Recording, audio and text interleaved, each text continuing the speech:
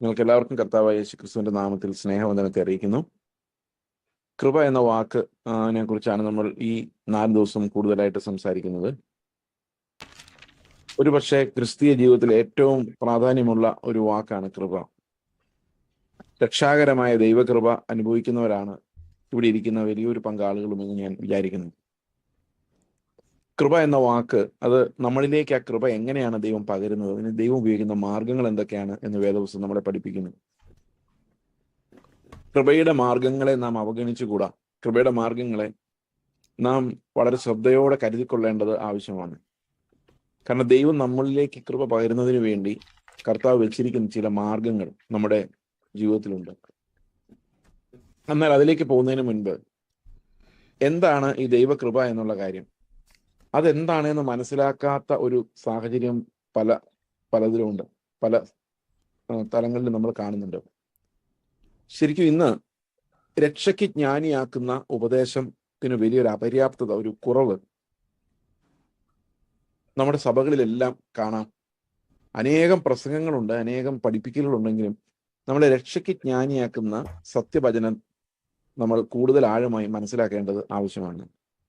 അതാണ് ഏറ്റവും പ്രധാനമായിട്ടുള്ള കാര്യം. ബൈബിളിനെ കുറിച്ച് ഒത്തിരി ടെക്നിക്കൽ നോളജ് ഉണ്ടാവുക എന്നുള്ളതല്ല, എത്ര അധ്യായമുണ്ട്, എത്ര വാക്യമുണ്ട്, ഇങ്ങനെയുള്ള ടെക്നിക്കൽ കാര്യങ്ങളല്ല. നമ്മളെ രക്ഷയ്ക്ക് ജ്ഞാനിയാക്കുന്ന ഉപദേശങ്ങളിൽ നമ്മൾ ഉറക്കേണ്ടത് ആവശ്യമാണ്. ഓരോ സഭയും ഈ അപ്പോസ്തലിക ഉപദേശത്തിന്റെ അടിസ്ഥാനത്തിലേക്ക് എത്തേണ്ടത് ആവശ്യമാണ്. ഈ കഴിഞ്ഞ ദിവസങ്ങളിൽ ഞാൻ ചിന്തിച്ചുകൊണ്ടിരുന്ന ഒരു കാര്യമാണ്, ഒരു ചർച്ച തുടങ്ങുമ്പോൾ ഒരു പാസ്റ്റർക്ക് എന്തെങ്കിലും ഒരു കൃപാവരമുണ്ട്, അതിന്റെ ബേസിസിലാണ് ചർച്ചകൾ ആരംഭിക്കുന്നത്. അവിടെ ഈ രക്ഷാകരമായ ദൈവകൃപ എങ്ങനെയാണെന്ന് പഠിപ്പിക്കാൻ പോലും അദ്ദേഹത്തിന് അറിയണമെന്നില്ല. പല ചർച്ചകളിലും അങ്ങനെയുള്ള ഒരു പരിപാടി നടക്കുന്നു. എങ്ങനെയാണ് ഒരാൾ രക്ഷിക്കപ്പെടുന്നത്, എങ്ങനെയാണ് രക്ഷയിൽ ഒരു മനുഷ്യൻ നിലനിൽക്കുന്നത്, എങ്ങനെയാണ് രക്ഷാകരമായ ദൈവകൃപ അയാൾ അനുഭവിക്കുന്നത്, എങ്ങനെയാണ് നമ്മൾ കൃപയിൽ വളരുന്നത്, ഈ വക കാര്യങ്ങളൊന്നും പറയുവാൻ ഇന്ന് സഭകളിൽ സമയമില്ല, അത് പഠിപ്പിക്കപ്പെടുന്നില്ല. പലപ്പോഴും ക്രിസ്തു സഭയുടെ സിംഹാസനത്തിൽ നിന്ന്, കേന്ദ്രത്തിൽ നിന്ന് മാറ്റപ്പെട്ടിരിക്കുന്ന, ശൂന്യമാക്കുന്ന മ്ലേച്ഛമായ കാര്യങ്ങൾ ക്രിസ്തുവിന്റെ സ്ഥാനം അപഹരിച്ചിരിക്കുന്നതാണ് ഇന്ന് നമ്മൾ പൊതുവെ കാണുന്നത്. ഇത് വളരെയധികം ഭയപ്പെടുത്തുന്ന ഒരു സാഹചര്യമാണ് സഭകളെ സംബന്ധിച്ച്. അതുകൊണ്ട് എങ്ങനെയാണ് ദൈവകൃപയുടെ ആക്ച്വൽ കൃപ, കർത്താവ് നമുക്ക് നൽകുന്ന യഥാർത്ഥമായ കൃപയുടെ വ്യാപാരം എങ്ങനെയാണ് നടക്കുന്നതെന്ന് അറിഞ്ഞിരിക്കേണ്ടത് വളരെ ആവശ്യമാണ്. കൃപ എന്ന വാക്ക് നമുക്ക് പല അർത്ഥത്തിൽ നമ്മൾ മനസ്സിലാക്കുന്നുണ്ട്. ചിലര് ദൈവത്തിന്റെ കൃപയാണ് ഇന്ന് എനിക്ക് എക്സാമിനേഷന് പാസ് ആയത്, അല്ലെങ്കിൽ വണ്ടിയിൽ കയറിയപ്പോൾ നല്ല സീറ്റ് കിട്ടിയത്, ദൈവകൃപയാൽ എന്ന് നമ്മൾ പറയാം. പക്ഷെ ശരിക്കും പറയാം, ദൈവകൃപ അങ്ങനെയല്ല നമ്മൾ കാണേണ്ടത്. കൃപ എന്ന വാക്ക് വളരെ ലളിതമായി പ്രയോഗിക്കാവുന്ന ഒരു വാക്കല്ല. കൃപ എന്ന വാക്കിന് പ്രധാനമായിട്ടും, ഞാൻ നേരത്തെ ഒരിക്കൽ പറഞ്ഞിട്ടുണ്ടെന്നാണ് എൻ്റെ ഓർമ്മ, 3 അർത്ഥങ്ങളാണ് വേദപുസ്തകത്തിൽ ഉള്ളത്. 3 അർത്ഥത്തിൽ ഇത് പ്രയോഗിച്ചിട്ടുണ്ട് കൃപ എന്ന വാക്ക്. ഇതിൽ ഏറ്റവും ആദ്യം കൃപ എന്ന വാക്ക് ഒരു ഫുൾ മീനിങ്ങിൽ പ്രയോഗിക്കപ്പെട്ടിരിക്കുന്നത് യോഹന്നാന്റെ സുവിശേഷം 1-ാം അധ്യായത്തിലാണ്. യോഹന്നാന്റെ സുവിശേഷം 1-ാം അധ്യായത്തിലെ ന്യായപ്രമാണം മോശ വഴി വന്നു, കൃപയും സത്യവും യേശു കർത്താവ് വഴി വന്നു എന്ന് പറയുന്നുണ്ട്. അതുപോലെ തന്നെ അവൻ കൃപയും സത്യവും നിറഞ്ഞവനായി നമ്മുടെ ഇടയിൽ പാർത്തു എന്ന് പറയുന്നു. ഈ കൃപയും സത്യവും നിറഞ്ഞവനായി, ദൈവത്തിന്റെ പുത്രൻ എന്ന തേജസ് ഉള്ളവനായി അവൻ നമ്മുടെ ഇടയിൽ പാർത്തു. അത് ഇംഗ്ലീഷിൽ പറയുമ്പോൾ the word became flesh and made his dwelling among us. വചനം ജഡമായി തീർന്നു, നമ്മുടെ ഇടയിൽ പാർത്തു.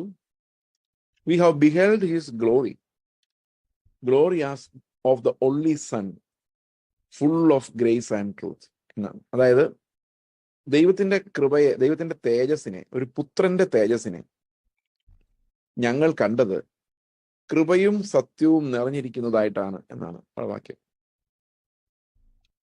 അപ്പൊ കൃപയും സത്യവും ഒരാളിൽ നിറഞ്ഞിരിക്കുക എന്ന് പറയുന്നത്, അത് യേശുക്രിസ്തുവിലാണ് ശിഷ്യന്മാരെ കണ്ടത്.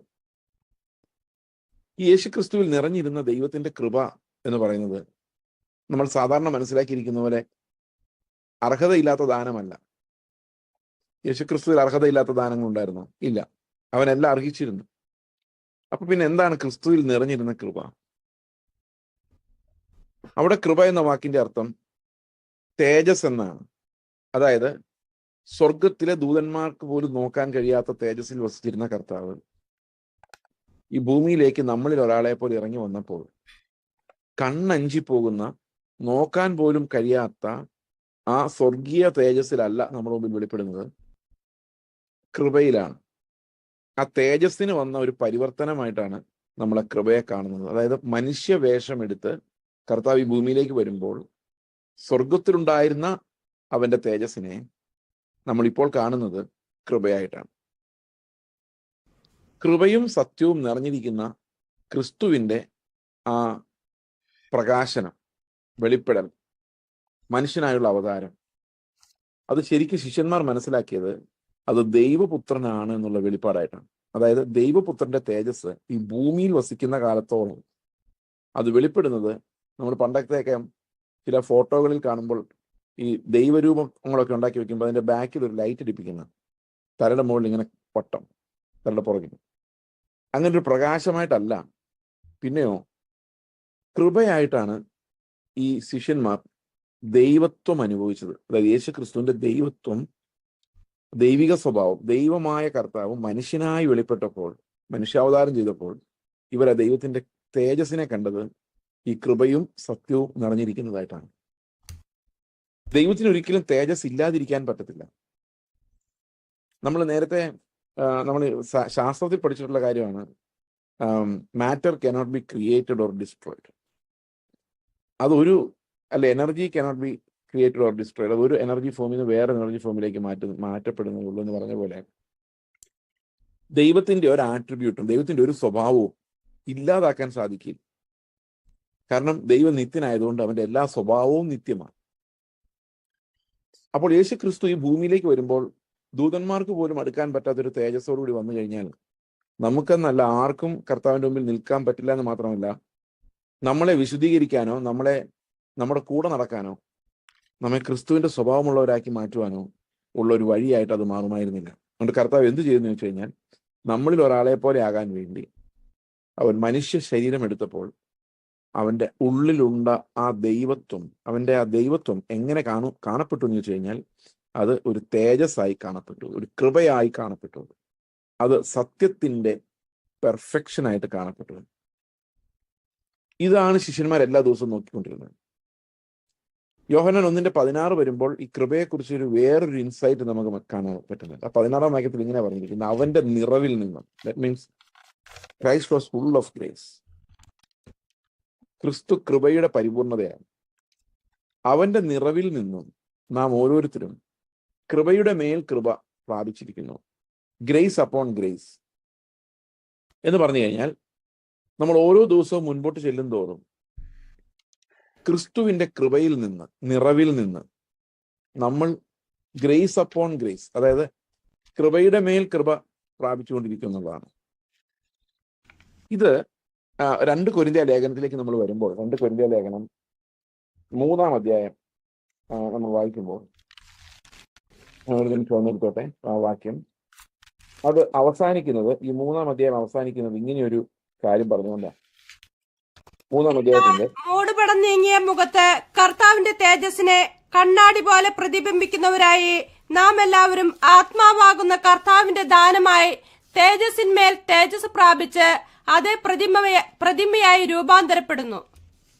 കൃപയുടെ മേൽ കൃപ നമ്മളുടെ പ്രാപിക്കുന്നു. അവിടെ അത് പറഞ്ഞിരിക്കുന്ന തേജസ്സിന്മേൽ തേജസ് നമ്മൾ പ്രാപിച്ച് അതേ പ്രതിമയായി രൂപാന്തരപ്പെടുന്നതാണ്. അപ്പൊ ദൈവത്തിന്റെ തേജസ് കൃപയായി വെളിപ്പെടുകയും ആ കൃപ നമ്മിൽ വന്ന് നിറയുകയും, ഈ കൃപ ഗ്രേസ് അപ്പോൺ ഗ്രേസ്, അതായത് മെഷറബിൾ, സംതിങ് മെഷറബിൾ, അതൊന്നിനു മുകളിൽ ഒന്നായി, ഗ്രേസ് അപ്പോൺ ഗ്രേസ്, കൃപയുടെ മേൽ കൃപയായി അത് വളർന്ന് നമ്മിൽ വന്ന് നിറയുന്ന ഒരു കാര്യമായിട്ടാണ് ഇവിടെ കൃപയെ കാണുന്നത്.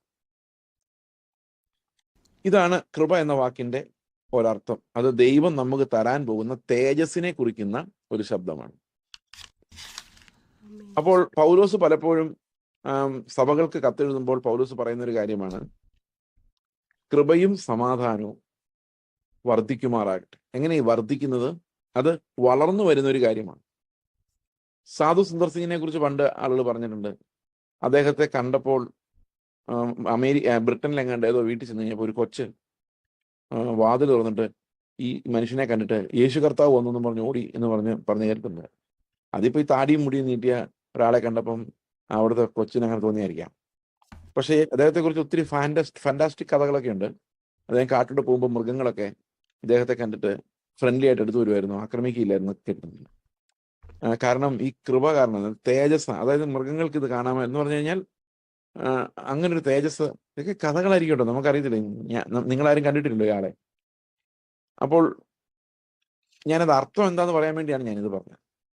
അപ്പോൾ നമ്മളിൽ ഒരു ദൈവത്തിന്റെ ഒരു കൃപ വർദ്ധിച്ചു വരികയും അത് മറ്റുള്ളവർക്ക് ടാഞ്ചിബിൾ ആവുകയും ചെയ്യുന്ന ഒരു രീതിയിലേക്ക് കർത്താവിന് നമ്മളെ കൊണ്ടുവരാൻ പറ്റുമെന്നാണ് ശരിക്കും കർത്താവിന്റെ ലൈഫിൽ നമ്മൾ കാണുന്നത്. They could experience the grace in Christ.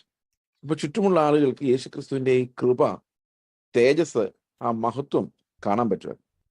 അതെങ്ങനെ കാണാൻ പറ്റുമെന്ന് വെച്ച് കഴിഞ്ഞാൽ കൃപ ആയിട്ട് കാണാൻ പറ്റുക. അപ്പോൾ ഇത് നമ്മളിലേക്ക് പകരുവാൻ, grace upon grace, glory upon glory, നമ്മൾ ക്രിസ്തുവിന്റെ അതേ പ്രതിമയായി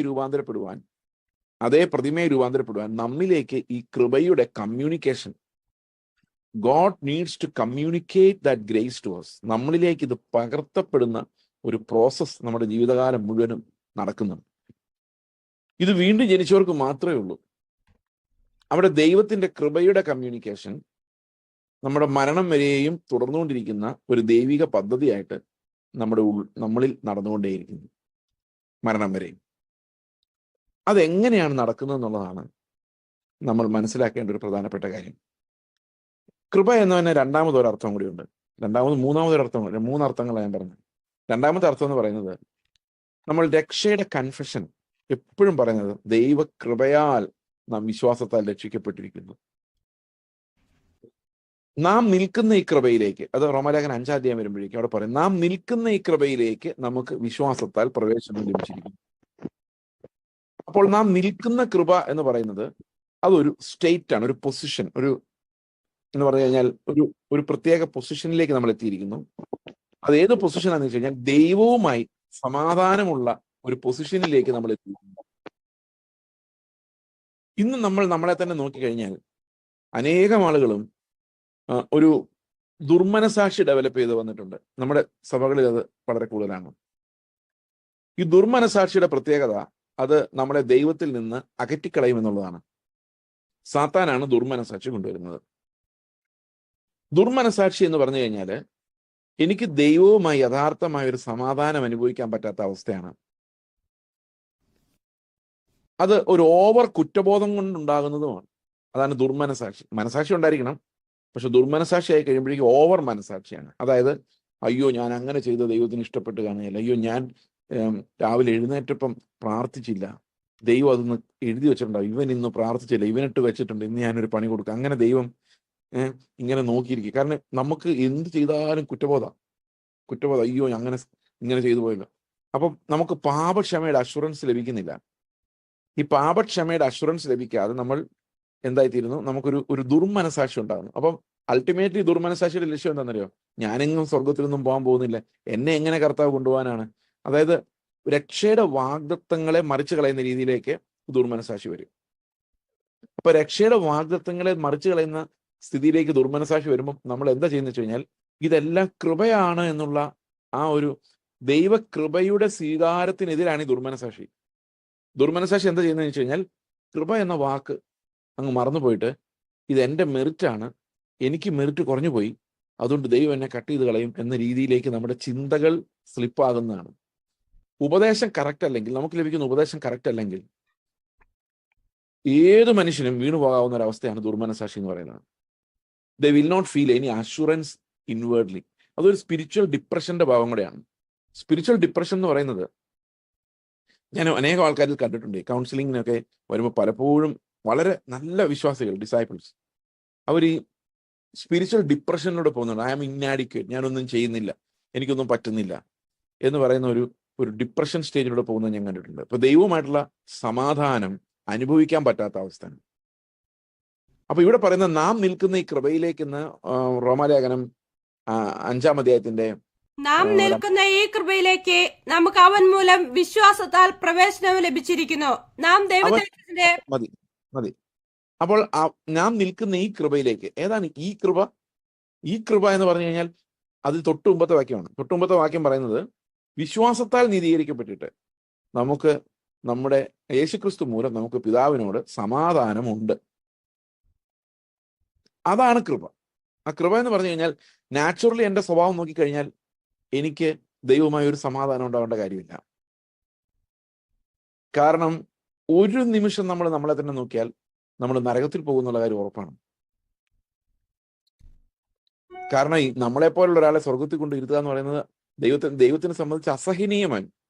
ഇപ്പൊ എന്നെ പിടിച്ച് സ്വർഗത്തിൽ കർത്താവിനോട് ഇരുത്തുക എന്ന് പറഞ്ഞാൽ ദൈവത്തെ സംബന്ധിച്ച അസഹനീയമായ കാര്യമാണ്. എങ്ങനെ സഹിക്കും? ഒരു ദൂതന്റെ ഹൃദയത്തിൽ ഇത് വന്നു കഴിഞ്ഞപ്പോൾ സംഭവിക്കുന്നത് നമുക്ക് മനസ്സിലാക്കിയിട്ടുണ്ട് അല്ലേ? അപ്പം ഒരു മനുഷ്യൻ, എന്നെപ്പോലൊരു മനുഷ്യനെ പിടിച്ച് സ്വർഗത്തിൽ ഇരുത്തുക എന്ന് പറഞ്ഞാൽ ദൈവത്തെ സംബന്ധിച്ച് അസഹനീയമാണ്. ഒരു സെക്കൻഡ് നമ്മൾ നമ്മളെക്കുറിച്ച് ആലോചിച്ച് കഴിഞ്ഞാൽ, നമ്മുടെ ചിന്തകളെ കുറിച്ച് ആലോചിച്ച് കഴിഞ്ഞാൽ, കർത്താവും നമ്മളും തമ്മിലുള്ള ഗ്യാപ്പിനെ കുറിച്ച് ആലോചിച്ച് കഴിഞ്ഞാൽ നമുക്ക് 100% അറിയാം നമ്മൾ നരകത്തിലേ പോകത്തുള്ളൂ. പക്ഷേ അവിടെയാണ് കൃപ. കൃപ പറയാണ് വിശ്വാസത്താൽ നിങ്ങൾ നീതീകരിക്കപ്പെട്ടതുകൊണ്ട് നിങ്ങൾ രക്ഷപ്പെട്ടു, നിങ്ങൾക്ക് പിതാവുമായി സമാധാനമുണ്ട്. ഈ പിതാവുമായിട്ടുള്ള സമാധാനം നിങ്ങൾക്ക് ലഭിച്ചിരിക്കുന്നതിനാൽ നിങ്ങൾ ആശങ്കപ്പെടുന്നില്ല. കാരണം അതിന് താഴോട്ട് വരുമ്പോൾ പറയുന്നത് ഞങ്ങൾ ഈ പ്രത്യാശയിൽ പ്രശംസിക്കുന്ന പ്രത്യാശയ്ക്ക് ഒരു നാളും ഭംഗം വരുന്നില്ല എന്ന് പറഞ്ഞു കഴിഞ്ഞാൽ ദൈവം നമുക്ക് തരുന്ന ഒരു സമാധാനമാണ് കൃപ. ആ കൃപ, അതിനെ കൃപ എന്ന് വിളിക്കാനുള്ള കാരണം അത് അർഹിക്കാത്ത സ്ഥലത്താണ് നമുക്ക് ലഭിക്കുന്നത്. നമ്മളെ നീതിമാന്മാരെന്ന് എണ്ണുന്നത്, അതാണ് ഈ അർഹിക്കാത്ത ദാനം എന്ന അർത്ഥത്തിൽ കൃപ പ്രയോഗിക്കപ്പെട്ടിരിക്കുന്നത് അവിടെയാണ്. അതായത് നമ്മളെ നീതിമാനെന്ന് വിളിക്കുവാനോ പിതാവുമായി സമാധാനം എന്ന് പറയുവാനോ ഉള്ള യാതൊരു സാഹചര്യവും ഇല്ലാതിരിക്കെ നമ്മൾ നമ്മളെ തന്നെ നോക്കിയാൽ എപ്പോഴും കണ്ടംനേഷനിലേക്ക് പോകാം. കഴിഞ്ഞ ദിവസം ആരോ ഒരാൾ ചോദിച്ചെന്ന് ഇങ്ങനെ പറഞ്ഞു കേട്ടു, കർത്താവ് വരുമ്പോൾ നിങ്ങൾ രാഷ്ട്രീയം വല്ലതും സംസാരിച്ചുകൊണ്ടിരിക്കുകയാണെങ്കിൽ സ്വർഗത്തിൽ പോകുമോ? അപ്പൊ ഈ കേട്ടോണ്ടിരിക്കുന്ന ആൾക്കാരല്ല, ഇല്ല പോവില്ല. കാരണം ഒരു അതിവിശുദ്ധി, അത് മനുഷ്യരിലേക്ക് നോക്കുക രക്ഷയ്ക്കായിട്ട്. ആ സമയത്ത് നമ്മൾ പ്രാർത്ഥിച്ചുകൊണ്ടിരിക്കുകയാണല്ലേ പോവുള്ളൂ എന്ന് പറയുന്ന രീതിയിൽ ഇപ്പൊ ആൾക്കാർ പഠിപ്പിക്കുന്നത്. എന്ന് പറഞ്ഞു കഴിഞ്ഞാൽ കർത്താവ് മരിച്ചതോ വീണ്ടെടുത്തതോ വാഗ്ദത്തങ്ങൾ തോന്നുന്നൊരു പ്രശ്നമല്ല, ആ സമയത്ത് നമ്മൾ ധ്യാനിച്ചുകൊണ്ടിരിക്കുന്നതാണ് നമ്മുടെ രക്ഷയുടെ കാരണം. എന്ന് പറഞ്ഞു കഴിഞ്ഞാൽ the whole salvation is dependent on that 1 second and what we are doing on that 1 second. അപ്പൊ ശരിക്കും നമ്മുടെ ആ പ്രവൃത്തിയാണ് നമ്മളെ രക്ഷിക്കുന്നത്. നമ്മുടെ ആ പ്രവൃത്തി, ആ സമയത്ത് നമ്മുടെ പ്രവൃത്തി മോശമായി പോയാൽ നമ്മൾ നരകത്തിൽ പോകുമെന്ന് പറഞ്ഞു കഴിഞ്ഞാൽ ഒരു ഭയങ്കര ലക്കിലേക്ക് ഈ രക്ഷയുടെ മൊത്തം പ്രോസസ്സിനെയും കൊണ്ടുവന്നിരിക്കുകയാണ്. ഒരു ഭാഗ്യം. ഞാൻ ഇന്നലെ ഇങ്ങനെ ചിന്തിച്ചു, ഒരിടത്ത് പറയുകയും ചെയ്തു, നമ്മൾ രാവിലെ പല്ല് തേച്ചുകൊണ്ടിരിക്കുമ്പോൾ ഈ പേസ്റ്റിന്റെ കമ്പനിയെ കുറിച്ച് ആലോചിച്ച് കഴിഞ്ഞുകൊണ്ടിരിക്കുമ്പോൾ കർത്താവ് വരുന്നെങ്കിൽ എന്ത് എന്ന് പറഞ്ഞു കഴിഞ്ഞാൽ കർത്താവിനെ കുറിച്ച് ധ്യാനിച്ച് കാത്തിരിക്കാത്ത ആൾക്കാരെല്ലാം അപ്പോൾ അങ്ങനെ ഒരു ലിറ്ററലി നമ്മൾ അങ്ങനെ വ്യാഖ്യാനിച്ചു കഴിഞ്ഞാൽ നമ്മൾ ആകെ ഭയപ്പെട്ടു പോകും. എന്ത് ചെയ്യാൻ പറ്റും? നമുക്ക് ഒരാളോട് സംസാരിക്കാൻ പോലും പറ്റത്തില്ല. സുഖമാണോ എന്ന് ചോദിക്കാൻ പാടില്ലല്ലോ, കാരണം സുഖം ഇവിടെ ഇല്ലല്ലോ, സുഖം കർത്താവിൻ്റെ അടുത്തല്ലേ ഉള്ളൂ. അപ്പൊ എവിടെയും നമുക്ക് ഈ ദുർമനസാക്ഷി ഡെവലപ്പ് ചെയ്ത് വരാം, സമാധാനം നഷ്ടപ്പെടാം. അതുകൊണ്ടാണ് കൃപ എന്ന് പറയുന്ന വാക്ക്, ഞങ്ങൾ സ്വർഗത്തിൽ പോകുന്ന ദൈവത്തിന്റെ കൃപയാണ്. ആ കൃപയാലുള്ള വീണ്ടെടുപ്പിനാലാണ്, ക്രിസ്തുവിന്റെ ക്രൂശുമരണത്താലാണ് പിതാവുമായിട്ടുള്ള സമാധാനം എനിക്ക് ലഭിച്ചത്. ഈ കൃപ എന്താണ് എന്ന്, രക്ഷാകരമായ ദൈവകൃപ, നമ്മളെ ശിക്ഷിച്ചു വളർത്തുന്ന, നമ്മളെ ക്രിസ്തുവിനെ പോലെ ആക്കുന്ന, നമ്മളെ വിശുദ്ധീകരിക്കുന്ന, നമ്മളെ കർത്താവിന് മുമ്പിൽ പ്രസന്റ് ചെയ്യുന്ന ആ രക്ഷാകരമായ ദൈവകൃപ അർഹിക്കാത്ത സ്ഥാനത്ത് നമുക്ക് ലഭിക്കുന്ന ദൈവിക ദാനമാണ്. ഇതാണ് കൃപ എന്ന വാക്കിന്റെ രണ്ടാമത്തെ അർത്ഥം. ഇനി മൂന്നാമത്തെ ഒരു അർത്ഥം എന്ന് പറയുന്നത്, അത് കൊരിന്ത് ലേഖനത്തിലാണ്. പൗലോസ് പറയുന്ന ഒരു വാക്യമുണ്ട്, എനിക്ക് അഹങ്കരിച്ചു പോകാതിരിക്കേണ്ടതിന്, വെളിപ്പാടുകളുടെ ആധിക്യത്താൽ ഞാൻ നിഗളിച്ചു പോകാതിരിക്കേണ്ടതിന് എനിക്ക് കർത്താവ് ജഡത്തിൽ ഒരു ശൂലം തന്നിരിക്കുന്നു. അപ്പൊ കർത്താവിനോട് ഇവൻ പറയാണ്, പൗലോസ് പറയാണ്, കർത്താവെ കഴിയുമെങ്കിൽ ഇത് എന്നിൽ നിന്ന് എടുത്തു മാറ്റണം. കർത്താവ് പണ്ട് പ്രാർത്ഥിച്ച പോലെ. കർത്താവ് ഉടനെ പറഞ്ഞു, പിതാവേ നിന്റെ ഇഷ്ടം നടവരട്ടെ. പക്ഷെ പൗലോസ് അങ്ങനെ പറഞ്ഞില്ല. പൗലോസ് 3 പ്രാവശ്യം സ്പെസിഫിക് ആയിട്ട് പറഞ്ഞു, എങ്ങനെയെങ്കിലും ഇതൊന്ന് എടുത്തു മാറ്റി തരണം. അപ്പൊ കർത്താവ് പറഞ്ഞൊരു മറുപടി ഉണ്ട്, മോനെ എന്റെ കൃപ മതി നിനക്ക്. നീ ബലഹീനനായിരിക്കുമ്പോൾ എന്റെ കൃപ നിനക്ക് ശക്തിയായി വരും. അതായത് എന്റെ കൃപ ബലഹീനതയിൽ തികഞ്ഞു വരുന്നു. ഇപ്പൊ നിന്നെ ബലഹീനനായി ഇരുത്തുക എന്ന് പറയുന്നത് എൻ്റെ ഉദ്ദേശമാണ്. എന്താണ് ഉദ്ദേശം എന്ന് ചോദിച്ചു കഴിഞ്ഞാൽ, ആ മാനുഷികമായ ബലഹീനതയിലാണ് ദൈവത്തിന്റെ കൃപ എന്ന് മനസ്സിലാകുന്നത്. അപ്പൊ കൃപ എന്ന് പറഞ്ഞാൽ എന്താണ്? നമ്മുടെ ബലഹീനതകളിൽ നമ്മൾ ക്രിസ്തുവിന്റെ ശക്തി അനുഭവിക്കുന്നത് ദൈവകൃപയാണ്. ഇതും അൺമെറിറ്റഡ് ഫേവറായിട്ട് വേണമെങ്കിൽ നമുക്ക് കണക്ക് കൂട്ടാം. അവിടെ നമുക്ക് യാതൊരു ശക്തിയുമില്ല. അവിടെ നമ്മുടെ ബലഹീനതകൾ ദൈവം കൃപയുടെ മാർഗമായി ഉപയോഗിക്കുന്നു. അപ്പൊ നമ്മുടെ ബലഹീനതകൾ ദൈവത്തിന്റെ ശക്തി നമ്മളിൽ വ്യാപരിപ്പിക്കുന്നതിനൊരു കാരണമായി ഉപയോഗിക്കുന്നു. നമ്മൾ അനുഭവിക്കുന്ന ക്രൂശുകൾ ദൈവത്തിന്റെ ശക്തി നമ്മളിലേക്ക്, ദൈവത്തിന്റെ കൃപ നമ്മളിലേക്ക് വ്യാപരിപ്പിക്കുന്നതിനുള്ള വാതിലുകളായി, മാർഗങ്ങളായി ദൈവം ഉപയോഗിക്കുന്നു. അപ്പോൾ പലപ്പോഴും ബലഹീനത എന്ന് പറയുന്നത് നമ്മളോട് തന്നെ വിഷമം തോന്നിപ്പിക്കുന്ന കാര്യമാണെങ്കിലും, ഈ ബലഹീനതകൾ ഞങ്ങളുടെ ഒരു സഹോദരൻ, ഒരു മിഷണറി, അദ്ദേഹം ഇറാഖില് സുവിശേഷ വേല ചെയ്യാൻ വേണ്ടി പോയ സമയത്ത് അദ്ദേഹത്തിന് ഭയങ്കര ഒരു പ്രശ്നം ഉണ്ടായിരുന്നു.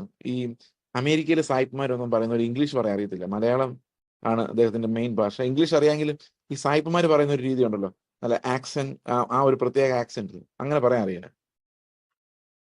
അപ്പൊ അദ്ദേഹം ഭയങ്കര ഇന്നാഡിക്വസി ഫീലിംഗ്. അപ്പോ പുള്ളി വിചാരിക്കുകയാണ്, എന്നെ കൊണ്ട് എന്ത് സാധിക്കാനാണ്, ഞാൻ പറയുന്നത് ഇവർക്ക് ആർക്കും മനസ്സിലാകുന്നില്ല, എന്ത് ചെയ്യാം. അപ്പം അവിടെ ചെന്ന് കഴിഞ്ഞപ്പോൾ എന്ത് സംഭവിച്ചെന്നറിയോ? അവർക്ക് ഈ ഇംഗ്ലീഷ് മാത്രമേ മനസ്സിലാവുന്നുള്ളൂ. അതായത് ഒറിജിനൽ ഇംഗ്ലീഷ് ആർക്കും മനസ്സിലാകുന്നില്ല, ഇറാഖിലുള്ള ആൾക്കാർക്ക്. അപ്പോൾ നല്ല ഇംഗ്ലീഷ് അറിയാവുന്നവർ നല്ല ഇംഗ്ലീഷ് പറഞ്ഞിട്ട് ഇദ്ദേഹത്തിന്റെ ഇംഗ്ലീഷിലോട്ട് ട്രാൻസ്ലേറ്റ് ചെയ്യും, എന്നാലേ അവർക്ക് മനസ്സിലാവും. അപ്പൊ അദ്ദേഹം പറയായിരുന്നു, ശരിക്കും എനിക്ക് എന്തായിരുന്നു ബലഹീനതയായിരുന്നത്, അതായിരുന്നു അവിടെ ദൈവം ഉപയോഗിച്ച ഒരേ ഒരു ടൂൾ. ഇതൊരു ചെറിയൊരു എക്സാമ്പിൾ ആണ്. അത് നമ്മുടെ ജീവിതത്തിൽ നമ്മൾ നോക്കിക്കഴിഞ്ഞാൽ നമ്മൾ എവിടെ ബലഹീനരായിരിക്കുന്നു അവിടെ ദൈവത്തിന് പ്രവർത്തിക്കാൻ ഒരു ഫീൽഡ് ഒരുങ്ങുക ചെയ്യുന്നത്. നമ്മുടെ ശക്തിയിലല്ല കർത്താവ്. ഇത് നമ്മുടെ സഭകളിൽ ഇന്ന് തിരിച്ചറിയാതെ പോയിരിക്കുന്ന ഒരു കാര്യമാണ്. നമ്മൾ എപ്പോഴും എബിലിറ്റി നോക്കുന്നത്, എബിലിറ്റി. അവൻ നല്ല മിടുക്കനാട്ടോ. എന്താ ഇപ്പം ആൾക്കാർ പറയാറുണ്ട് ഇംഗ്ലീഷ് അറിയാവുന്ന പാസ്റ്റർമാർ വേണം, അല്ലെങ്കിൽ വിദ്യാഭ്യാസമുള്ള പാസ്റ്റർമാർ വേണം ഞങ്ങളുടെ ചർച്ചിലെ പിള്ളേരോടൊക്കെ സംസാരിക്കാൻ. പക്ഷെ കൃപാവരമുള്ള പാസ്റ്റർ വേണമെന്ന് ആരും പറയുന്നില്ല. ഇടയ ശുശ്രൂഷ വരമുള്ള, ആത്മാവിനാൽ നടത്തപ്പെടുന്നത്, എല്ലാം മാനുഷികമായ ശക്തിയിലേക്കൊന്നും. ഈ ബലഹീനതയിൽ തികഞ്ഞു വരുന്ന ഒരു ദൈവകൃപയുണ്ടെന്നും, ഈ കൃപയുടെ വരം, അതായത് ഒരു ശുശ്രൂഷ വരം ദൈവം ഓപ്പറേറ്റ് ചെയ്യുന്നത് ഈ മനുഷ്യന്റെ ശക്തിയിലല്ലെന്നും അത് ദൈവത്തിന്റെ ദാനമായിട്ട് വരുന്നതാണെന്നും ആൾക്കാർ ചിന്തിക്കുന്നില്ല. കാരണം we are more inclined towards human ability. അത് പാട്ടിലായാലും പ്രസംഗത്തിലായാലും ശുശ്രൂഷകളിലായാലും we are looking for people who are powerful or able or capable. കർത്താവ് അങ്ങനല്ലായിരുന്നു. കർത്താവ് നീചപാത്രങ്ങളെ എടുത്ത്, ബലഹീന പാത്രങ്ങളെ എടുത്ത് അവന്റെ കൃപയെ പ്രദർശിപ്പിക്കാൻ വേണ്ടി ഉപയോഗിക്കുകയായിരുന്നു. നമുക്ക് ആ ഒരു മൈൻഡ് ഉണ്ടെങ്കിൽ, അതായത് ദൈവം നീചപാത്രങ്ങളെ എടുത്ത് അവന്റെ രക്തത്താൽ കഴുകി അവന്റെ കൃപയാൽ നിറച്ച് അവന്റെ ഗ്ലോറി പ്രദർശിപ്പിക്കുന്നതിനുള്ള പാത്രങ്ങളായി ഉപയോഗിക്കുന്നു എന്ന് നമ്മൾ ഒരു നിമിഷം ചിന്തിച്ചു കഴിഞ്ഞാൽ നമ്മുടെ മൊത്തം കാഴ്ചപ്പാടുകൾ ശുശ്രൂഷയെക്കുറിച്ചുള്ള, ജീവിതത്തെക്കുറിച്ചുള്ള എല്ലാം മാറും. കൃപ എന്ന് പറയുന്നത് നമ്മുടെ ബലഹീനതയിൽ തികഞ്ഞു വരുന്നതാണ്. പലപ്പോഴും ഈ ശിഷ്യന്മാരെ കർത്താവ് വളരെ ബലഹീനരാക്കി നിർത്തുന്നത് നമുക്ക് കണ്ടിട്ടുണ്ട്. എനിക്കതിൽ ഏറ്റവും പ്രധാനമായ ഒരു പാഠമായിട്ട് തോന്നിയത് പത്രോസിനെയും പൗലോസിനെയും കർത്താവ് ശുശ്രൂഷയ്ക്ക് വിളിക്കുന്ന രീതിയാണ്. തന്നെയല്ലേ ശിഷ്യന്മാരെ തിരഞ്ഞെടുത്ത എല്ലാ ശിഷ്യന്മാരിലും ആ ലൈഫിൽ ആ കൃപ, ബലഹീനതകളെ കർത്താവ് ഉപയോഗിക്കുന്ന നമുക്ക് കാണാൻ പറ്റും. പൗലോസിനെ ന്യായമായിട്ടും യഹൂദന്മാരുടെ അടുത്തേക്ക് വിടാൻ പറ്റിയൊരു കാൻഡിഡേറ്റ് ആയിരുന്നു പൗലോസ് സുശേഷമായിട്ട്. കാരണം ഈ പഴയ നിയമം, ന്യായപ്രമാണം, ഇതൊക്കെ എത്ര ബലഹീനമാണെന്നും പ്രയോജനമില്ലാത്തതാണെന്നും പൗലോസിന് ശരിക്കും മനസ്സിലായിട്ടുണ്ട്. ഇതെല്ലാം കൃത്യമായി അറിയാവുന്ന ഒരാളാണ് പൗലോസ്. കാരണം അദ്ദേഹം വളരെ വിശദമായ പഠനം നടത്തുകയും യഹൂദ മത നിയമങ്ങളെല്ലാം കൃത്യമായി അറിയുകയും ചെയ്യുന്ന ഒരാളാണ്. അപ്പൊ നാച്ചുറലി സന്നിധിരും സംഘത്തോടൊക്കെ പോയി സംസാരിക്കാൻ പൗലോസാണ് നല്ലത്. പക്ഷെ പൗലോസിനെ വിട്ടത് അങ്ങോട്ടല്ല. പൗലോസിനെ വിട്ടത് കൊരിന്ത് പട്ടണം പോലുള്ളൊരു പട്ടണത്തിലേക്കാണ്. അവിടെ നമ്മൾ എന്താ പറയുന്നത് അവർക്ക് മനസ്സിലാകത്തില്ല. കാരണം അവർ ബർബരന്മാരാണ്. അവര് കാര്യമായ വിദ്യാഭ്യാസം ഉള്ളവരൊന്നും അല്ലായിരുന്നു. റോമൻ എലൈറ്റ് ഒന്നും അല്ല, ഫിലോസഫേഴ്സ് ഒന്നും അല്ല. ജസ്റ്റ് സാധാരണ വ്യാപാരികളും വേശ്യകളും സാധാരണ കൂലിക്കാരും ജോലിക്കാരും അടിമകളും ഒക്കെയുള്ള ഒരു സാധാരണ പട്ടണത്തിലേക്കാണ് ഇത്ര ജ്ഞാനിയായ പൗലോസ് ചെല്ലുന്നത്. പൗലോസ് പറയാണ്, ഇവിടെ ജ്ഞാനത്തിന് യാതൊരു പ്രസക്തിയുമില്ല. അദ്ദേഹം നിസ്സഹായനാണ്. അദ്ദേഹത്തിന്റെ അറിവുകളൊന്നും അവിടെ പ്രയോജനപ്പെടുന്നില്ല. ആ സമയത്ത് പത്രോസ് പോയി ഈ സന്നിധിരും സംഘത്തിന്റെ മുമ്പിൽ പോയി നിൽക്കുകയാണ്. അങ്ങർക്ക് ഒന്നും അറിയത്തില്ല. ആ സമയത്ത് കർത്താവ് പറയുന്നത്, നീ വാ തുറന്നാൽ ഞാൻ നിന്നെ സഹായിക്കാം. അതായത് എന്നിൽ നിന്ന് മാത്രം നീ പ്രാപിച്ചാൽ മതി എന്നാണ്. അതായത് what to say, what to do, എങ്ങനെ ശുശ്രൂഷിക്കണം എന്നുള്ളത് ദൈവത്തിൽ നിന്ന് മാത്രമേ നമുക്ക് പ്രാപിക്കാൻ സാധിക്കുള്ളൂ. അപ്പൊ കൃപ എന്ന് പറയുന്നത് നമ്മുടെ ബലത്തിലല്ല, ബലഹീനതയിലാണ് വർക്ക് ചെയ്യുന്നത്. നല്ലപോലെ പാട്ടറിയാവുന്ന ആൾക്കാർ പാടുന്നത് നല്ലതാണ്, നമുക്ക് നല്ലതാണ്. പക്ഷെ ദൈവത്തിന് ഹൃദയം തകർന്നവരുടെ നിലവിളിയാണ് കൂടുതൽ പ്രസാദകരമായിരിക്കുന്നത്. അത് ചിലപ്പോൾ താളവും രാഗവും ഒന്നും ഉണ്ടായിരിക്കില്ല. നമ്മൾ ബലഹീനതയിൽ പറയുന്ന കാര്യങ്ങൾ, നുറുക്കമുള്ളൊരു ഹൃദയത്തിൽ നിന്ന് ഉയരുന്ന സ്തുതികൾ, അത് കേൾക്കാൻ ഇമ്പമല്ലെങ്കിലും കർത്താവിന്റെ ഹൃദയത്തിന് അതാണ് ഇമ്പം. കാരണം എപ്പോഴും ബലഹീനതയിൽ തെളിഞ്ഞു വരുന്ന ഒരു ദൈവത്തിന്റെ കൃപയുണ്ട്. അത് പ്രസംഗമായാലും ശുശ്രൂഷയായാലും ജീവിതമായാലും എവിടെയായാലും ദൈവത്തിന്റെ കൃപകൾ നമ്മൾ അനുഭവിക്കുന്നത് നമ്മുടെ ബലഹീനതകളിലൂടെയാണ്. അത് മൂന്നാമത്തെ ഒരർത്ഥമാണ്. The power of God through us, through the weak people that we are. ദൈവം അവന്റെ ശക്തിയെ പകരുന്നു എന്നുള്ളതാണ് ഇതിൽ മൂന്നാമത്തെ അർത്ഥം. എന്നാൽ ഇന്ന് നമ്മൾ നമ്മുടെ ചുറ്റും കാണുന്ന കൃപയുടെ വ്യാഖ്യാനങ്ങൾ കുറച്ചും കൂടെ ദുരിതകരമാണ്. ഈ ഹൈപ്പർ ഗ്രേസ് മൂവ്മെന്റ് എന്ന് പറഞ്ഞൊരു മൂവ്മെന്റ് ഉണ്ടായിരുന്ന നിങ്ങൾക്ക് അറിയാമല്ലോ. അത് ആ ഒരു മൂവ്മെന്റിന്റെ കാര്യം ഞാൻ അടുത്ത ദിവസം എപ്പോഴെങ്കിലും പരാമർശിച്ചു പോകേണ്ടി വരും. അത് പിന്നീട് ചെയ്യാം. ഇന്ന് കൃപ എന്ന വാക്ക് ഒരു കോമൺ ഗ്രേസ് അല്ലെങ്കിൽ സാമാന്യ കൃപ എന്ന അർത്ഥത്തിലാണ് ഇന്ന് ചർച്ചകളിലെല്ലാം ഉപയോഗിക്കുന്നത്. അതുകൊണ്ട് സഭയിൽ ദൈവകൃപയുടെ മാർഗങ്ങളല്ല, സാമാന്യ കൃപയുടെ മാർഗങ്ങളാണ് ഇന്ന് കൂടുതൽ പ്രബലമായിരിക്കുന്നത്. എന്താണ് സാമാന്യ കൃപകൾ എന്ന് പറയുന്നത്? നമുക്കറിയാം, ഈ ഭൂമി വളരെ ജീവിക്കാൻ ബുദ്ധിമുട്ടുള്ള ഒരു സ്ഥലം തന്നെയാണ്. ഇപ്പൊ കേരളത്തിൽ മഴ പെയ്തിട്ട് 1-2 മാസമായി. ശരിക്കും പറഞ്ഞാൽ ഗൾഫിലെ ചൂടാണ് കേരളത്തിൽ. ഗൾഫിലൊക്കെ ഇത്തിരി ഒരു ചൂടുകാലം, ചെറിയൊരു ചൂടുകാലത്ത് നമ്മൾ വെളിയിലോട്ട് ഇറങ്ങുമ്പം മുഖത്ത് ഇങ്ങനെ ചൂടുകാറ്റടിക്കും. അതേ അവസ്ഥയാണ് ഇന്ന് കേരളത്തിലുള്ളത്. പിന്നെ ഇവിടുത്തെ 80% ഹ്യൂമിഡിറ്റിയും കൂടെ ആയി കഴിയുമ്പോഴേക്കും ഈ ഹ്യൂമിഡിറ്റിയും ചൂടും കൂടെ വളരെ അസ്വസ്ഥതയാണ് സാധാരണ മനുഷ്യർക്ക് ഉണ്ടാക്കുന്നത്. It's almost like suffering. ഭൂമി അത്ര രസകരമായ സുന്ദരമായ ഒരു സ്ഥലമല്ല. ഇത് നന്നായി വരാനും പോകുന്നില്ല. നന്നായി വരാൻ പോകുന്നുണ്ടോ? ഇല്ല. ഇത് നാശത്തിലേക്ക് പോയിക്കൊണ്ടിരിക്കുന്ന ഒരു ഭൂമിയുടെ അവസാന തുരുത്തിലാണ് നമ്മൾ ജീവിക്കുന്നത്. അങ്ങനെയാണ് വേദവസം നമ്മളെ പഠിപ്പിക്കുന്നത്. പ്രവചനങ്ങളൊക്കെ കേൾക്കുമ്പോൾ നാളെ നന്നാവും എന്നൊക്കെ നമ്മൾ കേൾക്കുമെങ്കിലും വചനം പറയുന്നത് ഇത് നശിച്ചുകൊണ്ടിരിക്കുകയാണ്. അപ്പൊ ടുമോറോ, നാളത്തെ ജീവിത അന്തരീക്ഷം ഇന്നത്തെ ജീവിത അന്തരീക്ഷത്തെക്കാളും മോശമായിരിക്കും. പ്രകൃതിയിലേക്ക് നമ്മൾ നോക്കുമ്പോൾ അങ്ങനെ ഇത് പോയിക്കൊണ്ടിരിക്കുന്നത്. ഈ ഒരു സാഹചര്യത്തിൽ നമ്മൾ കൃപ എന്ന വാക്ക് വളരെയധികം ദുർവിനിയോഗം ചെയ്യപ്പെടുന്നത് ഈ സാമാന്യ കൃപകൾ. ഇന്ന് സഭയിലൂടെ രക്ഷാകരമായ ദൈവകൃപയുടെ വ്യാപാരത്തിന് പകരം സാമാന്യ കൃപകളുടെ വ്യാപാരമാണ് നടക്കുന്നത്. മീൻസ് ഓഫ് ഗ്രേസ്, അതായത് സഭ ഉപയോഗിക്കുന്ന കൃപയുടെ വാതിലുകൾ രക്ഷാകരമായ ദൈവ തേജസ് അല്ലെങ്കിൽ ദൈവത്തിന്റെ ശക്തി അല്ലെങ്കിൽ പിതാവുമായുള്ള സമാധാനം എന്നിങ്ങനെയുള്ള രക്ഷയ്ക്ക് ജ്ഞാനിയാക്കുന്ന കൃപയുടെ വ്യാപാരത്തിന് പകരം നമ്മൾ ഇന്ന് ഈ കൃപ എന്ന വാക്ക് ഉപയോഗിക്കുന്നത് തന്നെ സാമാന്യ കൃപകളെ കുറിച്ച് പറയാനാണ്. നമ്മൾ പറയുന്നത് സാമാന്യ കൃപ, കൃപയായ ദൈവകൃപയാണ് ബ്രദറെ, അഡ്മിഷൻ കിട്ടി. നിങ്ങൾ ഒരിക്കലും വിചാരിച്ചില്ല. അഡ്മിഷൻ പ്രാർത്ഥിക്കാത്തവർക്കും കിട്ടി. അപ്പുറത്തിരിപ്പുണ്ട് അയാൾ പ്രാർത്ഥിച്ചതേ ഇല്ല, പ്രാർത്ഥിക്കാത്തവർക്കും കിട്ടി. അതിനെയാണ് നമ്മൾ സാമാന്യ കൃപ എന്ന് പറയുന്നത്. സാമാന്യ കൃപ എന്ന് പറഞ്ഞു കഴിഞ്ഞാൽ പ്രാർത്ഥിച്ചാലും കിട്ടും, പ്രാർത്ഥിച്ചില്ലെങ്കിലും കിട്ടും. അതിനെയാണ് സാമാന്യ കൃപ എന്ന് പറയുന്നത്. അല്ലെങ്കിൽ യേശു ക്രിസ്തുവിന്റെ മധ്യസ്ഥത ഇല്ലാതെ തന്നെ, സ്പെസിഫിക് മധ്യസ്ഥത ഇല്ലാതെ തന്നെ നമുക്ക് ലഭിക്കാൻ പറ്റുന്ന കാര്യങ്ങളെയാണ് സാമാന്യ കൃപ എന്ന് പറയുന്നത്. യേശു ക്രിസ്തു ക്രൂശിൽ മരിച്ചില്ലായിരുന്നുവെങ്കിലും, യേശു ക്രിസ്തു നമ്മുടെ പകരക്കാരനായ മധ്യസ്ഥനായി പിതാവിന് മുമ്പിൽ നമുക്ക് വേണ്ടി പക്ഷപാതം ചെയ്തില്ലെങ്കിലും നമുക്ക് ലഭിക്കുമായിരുന്ന അനുഗ്രഹങ്ങളെയാണ് സാമാന്യ കൃപ എന്ന് പറയുന്നത്. ഈ സാമാന്യ കൃപ ഉള്ളത് കൊണ്ടാണ് ഇത്രയും ദുഷിച്ച് നശിച്ച ഒരു ഭൂമിയിൽ നമുക്കിപ്പോഴും ജീവിക്കാൻ പറ്റുന്നത്. ഈ ഭൂമിയെ ശാപം കിട്ടിയ ഭൂമിയിൽ നമുക്ക് ജീവിക്കാൻ പറ്റുന്നത് ദൈവത്തിന്റെ സാമാന്യ കൃപ ഈ ഭൂമിയിൽ ഉള്ളത് കൊണ്ടാണ്. പക്ഷെ ഒരു കാര്യം വളരെ വ്യക്തമാണ്, ഈ സാമാന്യ കൃപ നമ്മൾ പ്രാർത്ഥിച്ചത് കൊണ്ട് കിട്ടുന്നതല്ല. അത് പ്രാർത്ഥിക്കാത്തവർക്കും ലോകത്തിൽ ജീവിക്കുന്ന സകലർക്കും ഒരുപോലെ ലഭിക്കുന്നതാണ്. അതുകൊണ്ട് കർത്താവ് പറഞ്ഞു, നീതിമാന്റെ മേലും നീതി കെട്ടവരുടെ മേലും ഞാൻ മഴയെ പെയ്യ്ക്കുകയും സൂര്യനെ ഉദിപ്പിക്കുകയും ചെയ്തു. അവർ രണ്ടുപേരും കൃഷി ചെയ്യുമ്പോൾ ആദായം ലഭിക്കുന്നു. ചില സമയത്ത് രണ്ടുപേർക്കും വരൾച്ച ഉണ്ടാകുന്നു. So these are things that affect every one irrespective of their faith. അവരുടെ വിശ്വാസം എന്താന്ന് നോക്കാതെ തന്നെ നാട്ടിൽ മുഴുവൻ സംഭവിക്കുന്ന കാര്യങ്ങൾ. അല്ലെങ്കിൽ ഇപ്പൊ നിങ്ങൾ ഏതെങ്കിലും ഒരു പ്രാർത്ഥനാ വിഷയത്തിന് ദൈവം മറുപടി ഒന്നും വിചാരിച്ചോ, എന്നിട്ട് ആ പ്രാർത്ഥനാ വിഷയം എടുത്തൊന്ന് പരിശോധിച്ച് നോക്കി, ഇതേ മറുപടി പ്രാർത്ഥിക്കാത്ത ആൾക്കാർക്ക് കിട്ടുന്നുണ്ടോ, വിശ്വാസികളല്ലാത്തവർക്കും കിട്ടുന്നുണ്ടോ? ഉണ്ടെങ്കിൽ അത് സാമാന്യ കൃപയാണ്. ഈ സാമാന്യ കൃപ എന്ന് പറയുന്നത് നമ്മുടെ സഭാ ജീവിതത്തിന്റെ ഒരു പ്രധാനപ്പെട്ട ഒരു എലമെന്റ് ആയിട്ട് മാറിയിട്ടുണ്ട്. അതുകൊണ്ട് എന്ത് സംഭവിച്ചെന്ന് വെച്ച് കഴിഞ്ഞാൽ, യഥാർത്ഥ കൃപയുടെ, അതായത് രക്ഷാകരമായ ദൈവകൃപയുടെ സ്പെസിഫിക് ഗ്രേസിന്റെ കമ്മ്യൂണിക്കേഷൻ അല്ലെങ്കിൽ മീൻസ് ഓഫ് കമ്മ്യൂണിക്കേഷൻ എന്ന് പറയുന്നത് നമുക്ക് അപ്രാപ്യമായി മാറിയിരിക്കുന്നു. അതായത് നമ്മൾ അതിനെക്കുറിച്ച് ഒന്നും കേൾക്കുന്നില്ല. രക്ഷയ്ക്കായി വളരുന്ന ദൈവകൃപയെക്കുറിച്ച് നാം ഒന്നും കേൾക്കുന്നില്ല. നമ്മൾ കേൾക്കുന്നതെല്ലാം ഈ സാമാന്യ കൃപയെക്കുറിച്ചാണ്.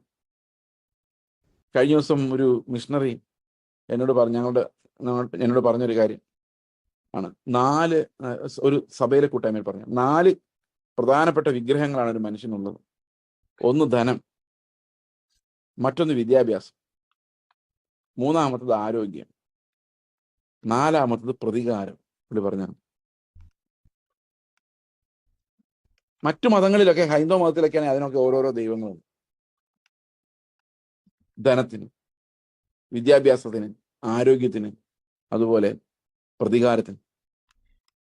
നമ്മുടെ പ്രാർത്ഥനകൾ നോക്കിക്കഴിഞ്ഞാൽ ഈ 4 കാര്യങ്ങളാണ് ഈ പ്രാർത്ഥനയെ നിയന്ത്രിക്കുന്നത്. കർത്താവെ പൈസ തരണേ, കടഭാരം മാറ്റണേ. കർത്താവെ വിദ്യാഭ്യാസം തരണേ, എൻ്റെ പിള്ളേരെല്ലാത്തിലും പാസ്സാകണമേ. കർത്താവെ ആരോഗ്യം തരണമേ, കുറെ നാളായിട്ട് വയറിന് സുഖമില്ല, ശരിയാക്കി തരണമേ.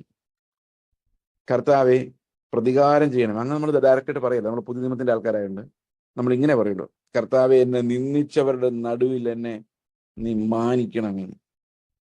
അല്ലെ പറയും, അവൻ എനിക്കിട്ട് വെച്ച പാരകളെല്ലാം നീ അറിയുന്നുണ്ടല്ലോ, നീ തക്കതായ ഒരു മറുപടി അവന് കൊടുക്കണമേ. നമ്മൾ വിശ്വാസത്തോട് കൊണ്ടുവരണമെന്നൊക്കെ പറയുന്നെങ്കിലും ഒരടി അവന് കിട്ടണേ നമ്മുടെ ഉള്ളിനുള്ളിൽ ആഗ്രഹമുണ്ട്. ഇതിന് പ്രതികാരം എന്ന് പറയുന്നത്.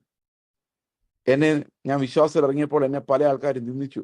പാട്ടുകാരി പാട്ട് തുള്ളി പാടാൻ പോവാന്ന് പറഞ്ഞ് കളിയാക്കി. അവരുടെ മുമ്പിൽ നീ എന്നെ മാനമായിട്ട് നടത്തണം. അതാണ് പ്രതികാരം, സ്വീറ്റ് റിവെഞ്ച്. അവരെ ഒന്നും ചെയ്യണ്ട, എന്നെ ഉയർത്തിയാൽ മതി. അപ്പൊ അത് സ്വീറ്റ് റിവെഞ്ച്. അവർക്കിട്ട് തട്ട് കൊടുക്കണം എന്ന് പറയുമ്പോൾ അതിനെയാണ് ബിറ്റർ റിവെഞ്ച് എന്ന് പറയുന്നത്. ഇത് സ്വീറ്റ് റിവെഞ്ച് ആണ്. അപ്പൊ ഈ 4 കാര്യങ്ങളാണ് നമ്മുടെ പ്രാർത്ഥനകളെയും ശുശ്രൂഷകളെയും എന്താ പറയുന്നത്, ശരിയല്ലേ, നിയന്ത്രിക്കുന്നത്. ഈ വിഗ്രഹങ്ങളെ വിട്ടൊരു കളി നമുക്കില്ല. നമ്മൾ ശരിക്കും പറഞ്ഞാൽ പേരിന് ഇവരെ ആരെയും വിളിക്കുന്നില്ലെങ്കിലും, എല്ലാം യേശുവിന്റെ നാമത്തിൽ എന്നാ പറയുന്നതെങ്കിലും, യേശുവിന്റെ നാമത്തിൽ കിട്ടുന്നതൊക്കെ ഈ ധനവും വിദ്യാഭ്യാസവും ആരോഗ്യവും ഈ പ്രതികാരവും ആയി ബന്ധപ്പെട്ടിരിക്കുന്നു. ഇതിൽ നിന്ന് രക്ഷപ്പെടാൻ പറ്റുന്നില്ല, ഇതിൽ നിന്ന് ബ്രേക്ക് ആകാൻ പറ്റുന്നില്ല. എപ്പോഴും ഈ വിഗ്രഹങ്ങളിൽ നമ്മൾ ചുറ്റപ്പെട്ടിരിക്കുന്നു. അതുകൊണ്ട് ഈ കൃപയുടെ വ്യാപാരം നമുക്കറിയാം. റേഷൻ കടയിൽ ചെന്ന് കഴിഞ്ഞാൽ നമുക്കവിടെ ജീവന സാധനങ്ങളൊക്കെ കിട്ടുമായിരുന്നു. ഇപ്പൊ എല്ലാം ഒന്നും ഇല്ലെന്ന് പറയുന്നുണ്ട്, എന്നാലും കിട്ടും. അല്ലെങ്കിൽ ഒരു ഡിസ്പെൻസറി എന്ന് പറയും, ഡിസ്പെൻസറി, മെഡിക്കൽ ഡിസ്പെൻസറി, ഫാർമസി. അവിടെ ചെന്ന് കഴിഞ്ഞാൽ നമുക്ക് മരുന്നുകൾ കിട്ടും. ഡിസ്പെൻസർ. ചർച്ച ചെന്നാൽ എന്ത് കിട്ടും? ഏത് കൃപകൾ അവിടെ വിതരണം ചെയ്യപ്പെടുന്നത്? നിന്റെ അവസ്ഥയ്ക്ക് മാറ്റം വരുത്തുന്ന ദൈവം. ഏത് കൃപയത്? സാമാന്യ കൃപ. ഇന്ന് ക്രിസ്തുവിന്റെ നാമത്തിലുള്ള സഭകളിലും വിതരണം ചെയ്യപ്പെടുന്നത് ലോകത്തിന്റെ ചരക്കുകളാണ്. അപ്പോ നിങ്ങൾ വിചാരിക്കുക, അയ്യോ പാസ്റ്ററെ, ബ്രദറെ, ഇങ്ങനെ നമുക്കപ്പം പൈസ വേണ്ടേ? നമ്മൾ ദൈവത്തോടല്ലാതെ ആരോട് പ്രാർത്ഥിക്കാനാ? നമുക്ക് വിദ്യാഭ്യാസം വേണ്ടേ? ആരോഗ്യം വേണ്ടേ? ഞങ്ങളാണ് അതോർത്ത് മാത്രമാണ് ഇപ്പം സ്നാനപ്പെട്ട് ഇതിനകത്ത് വന്നിരിക്കുന്നത്. അപ്പൊ അത് പ്രാർത്ഥിക്കാൻ പറ്റത്തില്ലെങ്കിൽ അത് കർത്താവ് പറഞ്ഞിട്ടുണ്ട്. എന്താണെന്നറിയോ? ജാതികളാണ് ഈ വക കാര്യങ്ങൾ അന്വേഷിക്കുന്നത്. നിങ്ങൾക്കൊരപ്പനുള്ളത് കൊണ്ട്, നിങ്ങൾക്ക് വേണ്ടതെല്ലാം നിങ്ങൾ പറയാതെ തരുന്നൊരു ദൈവം ഉള്ളത് കൊണ്ട്, ഈ സാമാന്യ കൃപയുടെ വിതരണത്തിന് വേണ്ടി നിങ്ങൾ നടന്നാൽ നിങ്ങൾ മാമോന്റെ സേവകരായി മാറും. അങ്ങനെ തന്നെ കർത്താവ് പറയുന്നു. 2 യജമാനന്മാരെ സേവിപ്പാൻ ആർക്കും കഴിയുകയില്ല എന്ന് പറഞ്ഞിട്ട് അടുത്ത് പറയാം, അതുകൊണ്ട് ഞാൻ നിങ്ങളോട് പറയുന്നത്. മാമോനെയും ദൈവത്തെ ഒരേപോലെ സേവിക്കാൻ കഴിയില്ല, അതുകൊണ്ട് ഞാൻ നിങ്ങളോട് പറയുന്നു. ആ റീസൺ, കാരണം, അതായത് അത് പറ്റാത്തത് കൊണ്ട് ഞാൻ നിങ്ങളോട് പറയുന്നു, എന്ത് തിന്നുമെന്നോ എന്ത് കുടിക്കുമെന്നോ നിങ്ങൾ ആകുലപ്പെടരുത്. ആകുലപ്പെട്ടാൽ നിങ്ങൾ മാമോന്റെ പുറകെ പോകേണ്ടി വരും.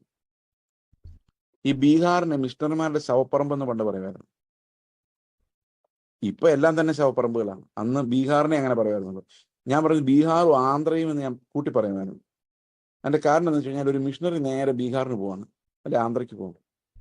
അവിടെ ചെന്ന് കുറെ ആൾക്കാരെയൊക്കെ പരിചയപ്പെട്ട് കഴിയുമ്പോൾ ഒരു കാര്യം മനസ്സിലാകും, പെട്ടെന്നൊന്നും ആൾക്കാർ വിശ്വാസി വരത്തില്ല.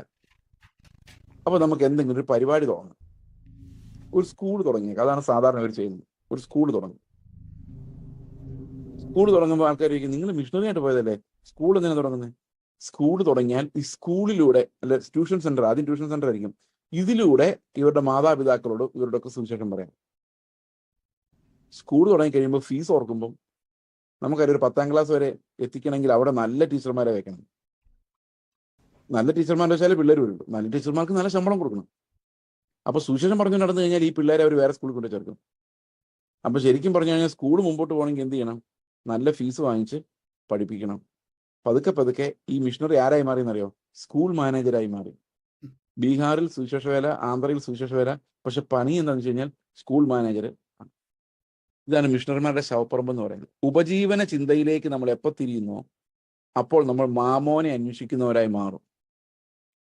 അതുകൊണ്ടാണ് കർത്താവ് പറഞ്ഞത്, എന്ത് തിന്നും എന്ത് കുടിക്കുമെന്ന് നിങ്ങൾ ഉത്കണ്ഠപ്പെട്ടാൽ നിങ്ങൾ മാമോന്റെ ആളുകളായിട്ട് മാറും. അത് നിങ്ങൾ ഒരിക്കലും ചിന്തിക്കരുത്. നിങ്ങൾ പരസ്പരം സംസാരിക്കുമ്പം എന്തുണ്ട്, എന്താ വെച്ചത് കഴിക്കാൻ, ഉച്ചയ്ക്ക് എന്താ കറി എന്ന് ചോദിക്കരുത്. ചോദിച്ചോ, ഞാൻ അത് ഒരു എക്സാമ്പിളായിട്ട് പറഞ്ഞതാ. അതല്ല നമ്മുടെ കൺസേൺ. എന്ത് തിന്നും എന്ത് കുടിക്കുമെന്നും ഈ ഡ്രസ്സ് എവിടെന്നാ, എന്തുടുക്കുമെന്നും. നന്നായിട്ടുണ്ട് കേട്ടോ, ഇതൊന്നും അല്ല നമ്മുടെ വിഷയം. ഇതൊന്നും നമുക്കൊരു വിഷയമേ അല്ല. വസ്ത്രം ഇട്ടിട്ടുണ്ടോ? സ്തോത്രം, അത്രേ ഉള്ളൂ. അത് ഏത് വസ്ത്രമാണെന്നുള്ളത് നമുക്ക് വലിയ പ്രശ്നമൊന്നുമില്ല. കാരണം അത് പ്രശ്നമായിരിക്കുന്ന ജാതികൾക്കാണ്. എന്ത് കഴിക്കും, ഏത് ഹോട്ടലിലോട്ട് പോകും, നമുക്ക് ഇഷ്യൂ അല്ല. അത് ഇഷ്യൂ ആയിരിക്കുന്നത് ജാതികൾക്കാണ്. നാളെ കഴിക്കാൻ എന്ത് ചെയ്യും? അപ്പനുള്ള മക്കൾ അത് ചിന്തിക്കേണ്ട കാര്യമില്ല. കോമൺ ഗ്രേസിനെ കുറിച്ച് നമ്മൾ ആലോചിക്കുക പോലും വേണ്ട. അത് ദൈവം നിങ്ങൾക്ക് തന്നിരിക്കും. കാരണം ഈ കോമൺ ഗ്രേസ് വിതരണം ചെയ്യുവാൻ ദൈവത്തിന് വളരെ എളുപ്പമാണ്. The means of common grace എന്ന് പറയുന്നത് ലളിതമാണ്. എന്തുകൊണ്ടാന്ന് വെച്ച് കഴിഞ്ഞാൽ അത് ആർക്ക് വേണേലും കൊടുക്കാൻ പറ്റും. എന്നാൽ സ്പെഷ്യൽ ഗ്രേസ് മക്കൾക്ക് മാത്രമേ കൊടുക്കാൻ പറ്റുള്ളൂ. അത് യേശുക്രിസ്തുവിന്റെ മധ്യസ്ഥതയാൽ മാത്രം വരുന്നതാണ്.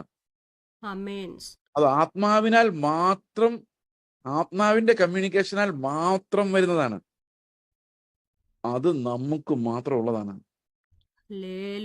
ലോകത്തിൽ ആർക്കും കിട്ടാത്തതാണ്. അതിനെയാണ് നമ്മൾ അതിവിശിഷ്ട കൃപ, അല്ലെങ്കിൽ ദൈവം നമുക്ക് ക്രിസ്തുവിലൂടെ കാണിച്ച രക്ഷാകരമായ ദൈവകൃപ എന്ന് പറയുന്നത്. പ്രിയ സഹോദരങ്ങളെ, ഇന്ന് നമ്മുടെ സഭകളിൽ രക്ഷാകരമായ ദൈവകൃപയുടെ വിതരണം നടക്കുന്നില്ല. ഇത് പറയുമ്പം എൻ്റെ ഉള്ളം തകർന്നുകൊണ്ടാണ് ഞാനത് പറയുന്നത്. ഭയങ്കര വേദനയോടാണ് പറയുന്നത്.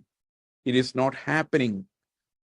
ഇന്ന് എവിടെ ചെന്നാലും ഈ സാമാന്യ കൃപകളുടെ ഒലിപ്പിക്കലുകളാണ് നടക്കുന്നത്. അതുകൊണ്ട് തന്നെയാണ് നമ്മുടെ ഇത് ഈ പരിശുദ്ധാത്മാവിന്റെ നിറവ്, അന്യഭാഷ, കൃപാവരങ്ങൾ എന്നൊക്കെ പറയുമ്പം അതിൽ നമ്മൾ കൂടുതൽ കൂടുതൽ ഫോക്കസ് ചെയ്യുന്നതോറും ഞാൻ കണ്ടിട്ടുള്ള ഒരു പ്രതിസന്ധി, ഇതെല്ലാം കൂടുതൽ കൂടുതൽ ഈ സാമാന്യ കൃപകളിലേക്കാണ് എത്തിക്കുന്നത് ഇന്നത്തെ കാലത്ത്. പണ്ടങ്ങനെ അല്ലായിരുന്നു. ഒരു പ്രവാചകൻ എഴുന്നേറ്റ് കഴിഞ്ഞാൽ ഉടൻ സാമാന്യ കൃപയാണ്. നിന്റെ അവസ്ഥയ്ക്ക് മാറ്റം വരുത്തുന്ന ദൈവം, നിന്റെ കണ്ണുനീർ മാറ്റം, എല്ലാം സാമാന്യ കൃപയിലേക്ക് പുൾഡായിരിക്കുകയാണ്. യേശുക്രിസ്തുവിലേക്ക് എത്തിക്കാത്ത ഒരു സ്പിരിറ്റ്, ഒരു ഒരു ഒരു ഒരു ശരിയല്ലാത്ത സ്പിരിറ്റ്, കൃപാവരങ്ങളുടെ മാനിഫെസ്റ്റേഷൻ തെറ്റായിട്ട് കാണിക്കുന്ന, ക്രിസ്തുവിലേക്ക് എത്തിക്കാത്ത, യഥാർത്ഥ ആത്മാവല്ലാത്ത ഒരു വ്യാപാരം ഇന്ന് ആധുനിക സഭകളിൽ പടർന്നിരിക്കുന്നു. പ്രത്യേകിച്ച് ന്യൂ ജനറേഷൻ ചർച്ചകൾ അത് വളരെ സ്ട്രോങ് ആണ്. അതെല്ലാ ചർച്ചകളിലും തന്നെ ഉണ്ട്. അതായത് യഥാർത്ഥ ദൈവകൃപയിലേക്ക് നമ്മൾ അടുപ്പിക്കാതെ സാമാന്യ കൃപകൾ കൊണ്ട് നമ്മളെ ആനന്ദിപ്പിക്കുന്ന, ക്രിസ്തു എന്ന വ്യക്തിയിലേക്ക് നമ്മൾ എത്തിക്കാത്ത അവസ്ഥകൾ ഇന്ന് അനേക സ്ഥലങ്ങളിലുണ്ട്. So the churches, modern churches have become dispensaries of common grace, where always this common grace is preached. എവിടെ ചെന്നാലും എപ്പോഴും ഈ കോമൺ ഗ്രേസിന്റെ പ്രീച്ചിങ് ആണ്. നിങ്ങൾ ഫാസ്റ്റ് ചെയ്യുക, ഉപവസിക്കുക. എന്തിനാണ്? അപ്പൊ കോമൺ ഗ്രേസിന്റെ മീൻസ് ആയിട്ട് ഇവർ പറയുന്നത്, നിങ്ങൾ പ്രാർത്ഥിക്കുക, ഉപവസിക്കുക, വിടുതലെടുക്കുക. എന്നാൽ നിങ്ങളുടെ തടസ്സങ്ങൾ മാറ്റുന്ന ദൈവം, നിങ്ങളുടെ ജീവിതത്തിൽ ഉയരാൻ വിടാതെ പോരാടുന്ന ശക്തികളെ തകർക്കുന്ന ദൈവം. ഇതൊക്കെ എന്തോ സാധനം? ഇതൊക്കെ സാമാന്യ കൃപകളുടെ വിതരണമാണ്. സാമാന്യ കൃപ. ഇതിന് ഭയങ്കര മാർക്കറ്റാണ്. ഇപ്പൊ ഞാൻ ഇവിടുന്ന് പെട്ടെന്ന് എൻ്റെ ടോൺ അങ്ങ് മാറ്റിയിട്ട് നിങ്ങളുടെ വിഷയങ്ങൾ എന്തായാലും എന്ന് പറഞ്ഞു തുടങ്ങി കഴിയുമ്പോഴേക്കും നിങ്ങളുടെ ഹൃദയം തുടിക്കും. ഓ, ഇപ്പോഴാണ് പാസ്റ്റർ ഞങ്ങളോട് കാര്യമായിട്ട് എന്തെങ്കിലും, അതോടുകൂടി ഞാൻ ഇത്രയും നേരം പറഞ്ഞുകൊണ്ടിരുന്ന എല്ലാം നിങ്ങൾ മറക്കും. ഈ 45 മിനിറ്റോളം ഞാൻ നിങ്ങളോട് സംസാരിച്ച കാര്യങ്ങളെല്ലാം ആ 1 സെക്കൻഡിൽ മറക്കും. പെട്ടെന്ന് വീട്ടിലെ കാര്യം ഓർക്കും. ഓക്കെ, ഇത് അത്യാവശ്യമാണ്, ഞങ്ങൾക്ക് ഇപ്പോൾ ഒരു വിടുതൽ ആവശ്യമാണ്, തക്ക സമയത്താണ് പാസ്റ്റർ ആലോചന. സാമാന്യ കൃപയാണ്. We are sucked into that deception. പ്രിയ സഹോദരങ്ങളെ, ദൈവത്തിന്റെ മുഖത്തേക്ക് നോക്കിയിട്ട് പറയാം, കർത്താവെ, എൻ്റെ ജീവിതത്തിൽ എന്ത് വന്നാലും അപ്പന്റെ കയ്യിലാണ് ഞാനുള്ളത്, അതുകൊണ്ട് ഐ ഡോണ്ട് കെയർ. പക്ഷെ എനിക്ക് വേണ്ടത് ക്രിസ്തുവിനെയാണ്. അങ്ങനെ നമ്മുടെ സഭകൾ പറയുമ്പോൾ അവിടെ വലിയ വ്യത്യാസ ചർച്ചിനകത്തുണ്ടാവും. ഞാൻ ഒത്തിരി വിമർശിക്കുന്ന പല ആൾക്കാർക്കും വിഷമമാണ്. എങ്ങനെ വിമർശിക്കാതിരിക്കും? യേശുക്രിസ്തു ഇല്ല എന്നുള്ളൊരു ഒറ്റ കാര്യമാണ് എന്നെ വേദനിപ്പിക്കുന്നത്. Nothing else. ഒരു ചർച്ചിന്റെ വേറെ ഒരു പ്രശ്നവും എനിക്ക് പ്രശ്നമല്ല. അതിന്റെ ഫോമോ സ്ട്രക്ചറോ nothing matters. The only thing, ക്രിസ്തുവിനെ വേണ്ട എന്നൊരവസ്ഥ ഉണ്ടായിരിക്കുന്ന ഈ കൃപകളുടെ വിതരണം, അതിനെക്കുറിച്ചൊരു കൺസേൺ പോലും ഇല്ലാത്ത സാഹചര്യത്തിലേക്ക് നമ്മൾ വന്നിരിക്കുന്നുള്ളൂ. That's the pain that eats my brain. ഇതൊരു ഭാരമായിട്ട് ഇങ്ങനെ ഉള്ളിൽ കിടക്കുന്നുള്ളതുകൊണ്ടാണ് ഞാനിത് പറയുന്നത്. നിങ്ങൾ കർത്താവിന്റെ മുഖത്തേക്ക് നോക്കുമ്പോൾ പറയാം, കർത്താവ്, എനിക്ക് വേണ്ടത് അപ്പവും വെള്ളവും അല്ല, നിന്നെയാണ്. എനിക്ക് വേണ്ടത് ഈ ലോകത്തിൽ എന്തെങ്കിലും അല്ല, ഐ നീഡ് യു. ഇത് നമ്മുടെ ഹൃദയത്തിനകത്ത് വരുമ്പോഴാണ് കർത്താവിന്റെ മഹത്വം എന്താണ്, അവന്റെ ഗ്രേസ് എന്താണ്, അവൻ നമുക്ക് വെച്ചിരിക്കുന്ന ദാനങ്ങൾ എന്താണ് എന്ന് നമ്മൾ മനസ്സിലാക്കുന്നത്. അങ്ങോട്ടുള്ളൊരു ട്രാൻസിഷൻ നമ്മുടെ സഭകൾക്ക് ആവശ്യമാണ്. അത് എളുപ്പമല്ല. ഈ ക്രിസ്തുവിനെ തുടർച്ചയായിട്ട് ഉയർത്തുന്ന ഒരു കൂട്ടായ്മ ഉണ്ടായാൽ, ഒരു സഭ ഉണ്ടായാൽ, അവിടെ ദൈവം ഭയങ്കര അത്ഭുതങ്ങൾ ചെയ്യും. മിഷണറിമാരുണ്ടാകും, ശക്തമായ കൃപാവരങ്ങളുണ്ടാകും, കൃപാവരങ്ങളുടെ ശുശ്രൂഷിക്കുന്നവരുണ്ടാകും. ദൈവത്തിന്റെ വചനം പരിജ്ഞാനത്തിലേക്ക് ഇറങ്ങുന്നത് നമുക്ക് കാണാൻ പറ്റും. When Christ is praised and glorified in a church, in a congregation, when Christ becomes the center of that congregation, എല്ലാവരും കർത്താവിനെ കുറിച്ച് പറയുന്ന, ക്രിസ്തുവിനെ കുറിച്ച് പറയുന്ന, എല്ലാ നിമിഷവും യേശു ക്രിസ്തുവിനെ കുറിച്ച് ബോധമുണ്ടാക്കുന്ന ഒരു ചർച്ച് ഉണ്ടായാൽ, that church will be more a bride like, മണവാട്ടിയെ പോലെ, എപ്പോഴും മണവാളിനെ കുറിച്ച് ആലോചിക്കുന്ന ഒരു മണവാട്ടിയെ പോലെ ഒരു സെപ്പറേറ്റഡ് ചർച്ച്. പ്രിയ സഹോദരങ്ങളെ, ലോകത്തിന്റെ 100,000 വിഷയങ്ങളിൽ ഇടപെടാൻ ചർച്ചിന് യാതൊരു അവകാശമില്ല. കർത്താവിനോട് ഒരു സഹോദരൻ ചെന്ന് ചോദിച്ചു, എൻ്റെ സഹോദരൻ എന്നോട് മര്യാദയല്ല ചെയ്തിരിക്കുന്നത്, അവന്റെ സ്വത്ത് എനിക്ക് കറക്റ്റായിട്ട് വീതിക്കാൻ സമ്മതിക്കുന്നില്ല. കർത്താവ് പറഞ്ഞു, എനിക്ക് നിന്റെ സ്വത്തിന്റെ കാര്യത്തിൽ ഇടപെടാൻ സൗകര്യമില്ല. എൻ്റെ പണി അതല്ല. എൻ്റെ പിതാവ് എന്നെ അയച്ചിരിക്കുന്നത് നിനക്ക് അവനൊക്കെ ശരിക്ക് സ്വത്ത് കിട്ടുന്നുണ്ടോ എന്ന് ഉറപ്പുവരുത്താനല്ല. ഈ സാമാന്യ കൃപകളുടെ വിതരണത്തിന് വേണ്ടി അല്ല എന്നെ ദൈവം അയച്ചിരിക്കുന്നത്. എന്നെ അയച്ചിരിക്കുന്നത് ദൈവത്തിന് മക്കളെ സൃഷ്ടിക്കാൻ വേണ്ടിയാണ്, ദൈവത്തിന് മക്കളുണ്ടാകാൻ വേണ്ടിയാണ്, നിങ്ങളെ ദൈവമക്കളാക്കി മാറ്റാൻ വേണ്ടിയാണ്. കർത്താവ് അക്കാര്യത്തിൽ ഇടപെട്ടില്ല. നമ്മളാണെങ്കിൽ ഇപ്പൊ തന്നെ ഞാനൊന്ന് സംസാരിച്ചു നോക്കട്ടെ ബ്രദറെ എന്ന് പറയും. കർത്താവ് പറയത്ത്, ബിക്കോസ് ഈസ് നോട്ട് കൺസേൺഡ്. കർത്താവ് കൊണ്ട് പറയുന്നത്, നീ അതൊക്കെ വിട്ടിട്ട് എൻ്റെ കൂടെ വാടാന്ന്. Leave those concerns away. നമുക്കത് പറയാൻ പറ്റുമോ? നമുക്കത് പറയാൻ പറ്റത്തില്ല. This is the tragedy. പ്രിയ സഹോദരങ്ങളെ, ലവോദിക്യ സഭയെ എപ്പോഴും നമ്മൾ ഓർക്കുന്നു. ലവോദിക്യ സഭയിൽ ഒരു ധനവും ഇല്ല, കൃപ ഇല്ല. അവരുണ്ടെന്ന് വിചാരിക്കുക. കാരണം അവർക്ക് ഒന്നിനും കുറവില്ലാത്തവരെ പോലെ ഇരിക്കുക.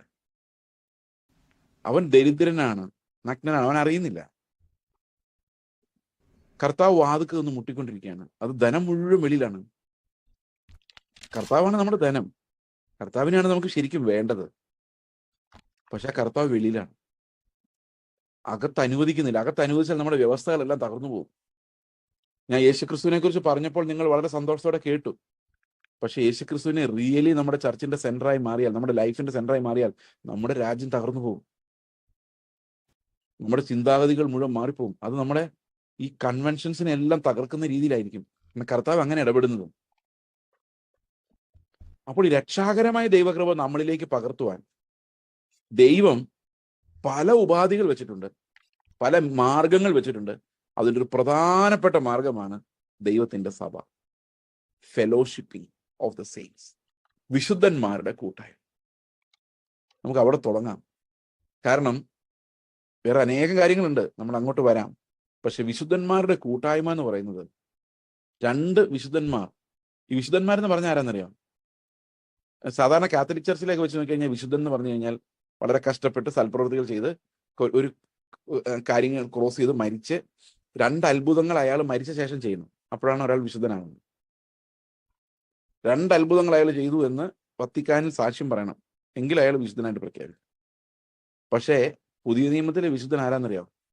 കർത്താവ് തെരഞ്ഞെടുത്തിരിക്കുന്ന എല്ലാവരുമാണ്. അവന്റെ രക്തത്താൽ കഴുകപ്പെട്ട സകലരെയും വിശുദ്ധരെന്നാ വിളിക്കുന്നത്. അവരുടെ പ്രവൃത്തിയിൽ അവർ വലിയ വിശുദ്ധരൊന്നും അല്ല.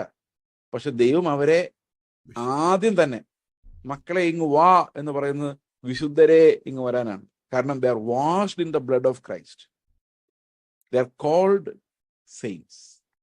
നമ്മളെല്ലാം വിശുദ്ധന്മാരാണ്. എങ്ങനെ വിശുദ്ധന്മാരായത്? Not by the meritorious work that we did, instead by the sprinkling of that holy blood for our sake. നമുക്ക് വേണ്ടി തളിക്കപ്പെട്ട വിശുദ്ധ രക്തത്താൽ നമ്മൾ വിശുദ്ധരാണ്. ഇപ്പൊ 2 വിശുദ്ധന്മാർ ഒന്നിച്ചിരിക്കുമ്പോൾ, സംസാരിക്കുമ്പോൾ, ഫെലോഷിപ്പ് കൂടുമ്പോൾ, ക്രിസ്തുവിന്റെ നാമത്തിൽ കൂടുമ്പോൾ, ആ കൂടുക എന്നുള്ള ഒരൊറ്റ കാര്യത്തിൽ തന്നെ the divine grace is communicated. അതായത് രക്ഷാകരമായ ദൈവകൃപയുടെ വിനിമയമുണ്ട് അങ്ങോട്ടും ഇങ്ങോട്ടുള്ള സംസാരത്തിൽ, ഓക്കെ, അങ്ങോട്ടും ഇങ്ങോട്ടുമുള്ള ആശയവിനിമയത്തിൽ, പ്രബോധനത്തിൽ. അതുകൊണ്ടാണ് എപ്പോഴും പറയുന്നത്, നിങ്ങൾ പരസ്പരം പ്രബോധിപ്പിച്ച് പ്രത്യാശ വർദ്ധിക്കുമാറ് അങ്ങോട്ടും ഇങ്ങോട്ടും ഇടപെടണം എന്ന് പറയുന്നതിന്റെ കാരണം അതാണ്. That works as A means of grace. പല ആൾക്കാരും വിചാരിക്കുന്നത് ഇന്നത്തെ സഭകളൊന്നും ശരിയല്ല, ഒറ്റയ്ക്ക് നിന്നാ മതി ബ്രദറെ. പല ആൾക്കാർക്കും സഭ എന്ന് കേൾക്കുമ്പോൾ തന്നെ പുച്ഛമാണ്. അവര് പറയുന്നത്, ഈ സഭയിലൊന്നും പോയിട്ട് എന്നാ കിട്ടാനാ, രാവിലെ തൊട്ട് പോയി അവിടെ ഇരുന്ന് അതേ പ്രസംഗം പിന്നെയും കേട്ടിട്ട് എന്നാ കിട്ടാൻ, നമുക്ക് ഇവിടെ വീട്ടിലിരുന്ന് ബൈബിൾ വായിച്ചാൽ പോരെ. ഇതുപോലൊരു മണ്ടത്തരം. കാരണം അങ്ങനെയാണ് ദൈവത്തിന് ഇത്ര സഭകൾ ഉണ്ടാക്കേണ്ട കാര്യമില്ലായിരുന്നു. പൗലോസ് ഒരു സഭ ഉണ്ടാക്കാൻ വേണ്ടി, സഭ പണിയാൻ വേണ്ടി ഇത്രയും ഓടി നടക്കേണ്ട കാര്യമില്ലായിരുന്നു. ഓരോ ദേശത്തും കർത്താവിന്റെ കൂട്ടായ്മകൾ ഉണ്ടാകാൻ വേണ്ടി. അത് തന്നെയുമല്ല, നമുക്കറിയാം ഓരോ ദേശത്തെയും സഭയോടാണ് ലെറ്ററുകൾ എഴുതിയിരിക്കുന്നത്, ദൂതുകൾ പറഞ്ഞിരിക്കുന്നത്. വെളിപ്പാട് ദിവസം വായിക്കുമ്പോൾ 7 സഭകളോടാണ് ദൂത് പറഞ്ഞിരിക്കുന്നത്, വ്യക്തികളോടല്ല. സഭയാണ്. ആ സഭയുടെ ദൂതിനോട് പറയുന്നത് സഭയോടുള്ള ദൂതാണ്. അപ്പൊ ശരിക്കും കർത്താവിന്റെ ഹൃദയത്തിൽ ഓരോ ദേശത്തെയും സഭ വളരെ പ്രധാനമാണ്. എനിക്ക് സഭ വേണ്ട എന്ന് പറയുമ്പോൾ എന്താ സംഭവിക്കുന്നറിയോ? കർത്താവിന്റെ ആ പ്ലാനിന് വെളിയിലേക്ക് നമ്മൾ പോവുകയാണ്.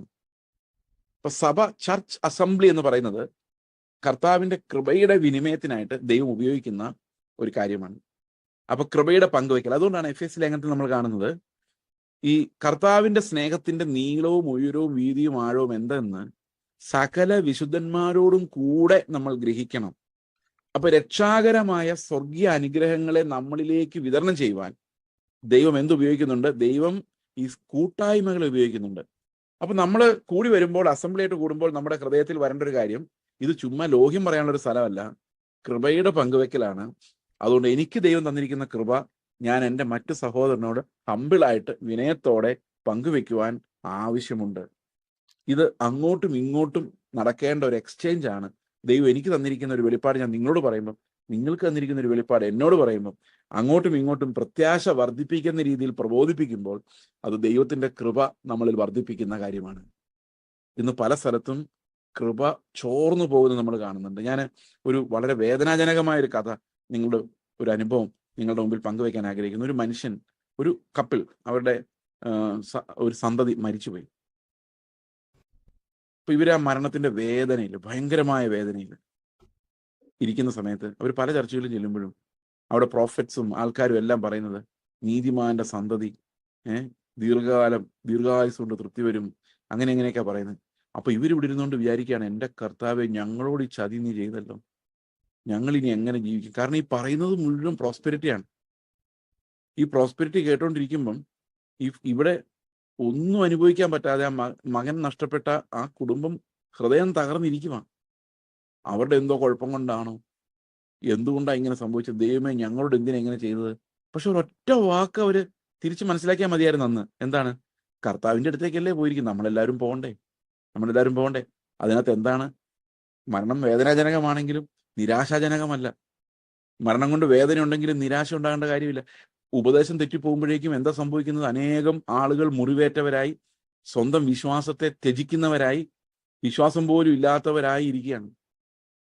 അപ്പോൾ തെറ്റായ ഉപദേശം എന്താ ചെയ്യുന്നത്? കൃപയെ പകർത്തുകയല്ല ചെയ്യുന്നത്, കൃപയെ എടുത്തു മാറ്റുകയാണ് ചെയ്യുന്നത്. രക്ഷാകരമായ ദൈവകൃപ എടുത്തു മാറ്റി അവരെ നിരാശിതരും പ്രത്യാശയില്ലാത്തവരുമാക്കി മാറ്റുകയാണ് ചെയ്യുന്നത്.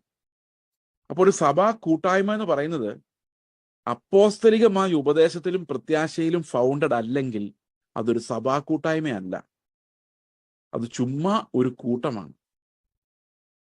ഞാൻ പറയുന്നത് നിങ്ങൾക്ക് മനസ്സിലാകുന്നുണ്ടോ എന്ന് ഞാൻ ചിന്തിക്കുന്നു. അതായത് ഇത് വളരെ ഗഹനമായിട്ട് നമ്മൾ കാണും. നിങ്ങൾ ഏതെങ്കിലും സഭയുടെ ശുശ്രൂഷയിലോ അല്ലെങ്കിൽ സഭയുടെ കമ്മിറ്റിയിലോ എവിടെയെങ്കിലും ഒക്കെ കാണുമായിരിക്കും.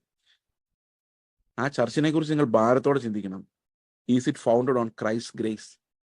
രക്ഷാകരമായ നിത്യകൃപയുടെ വ്യാപാരമാണോ ഇവിടെ ഓരോ വാക്കിലും നടക്കുന്നത്?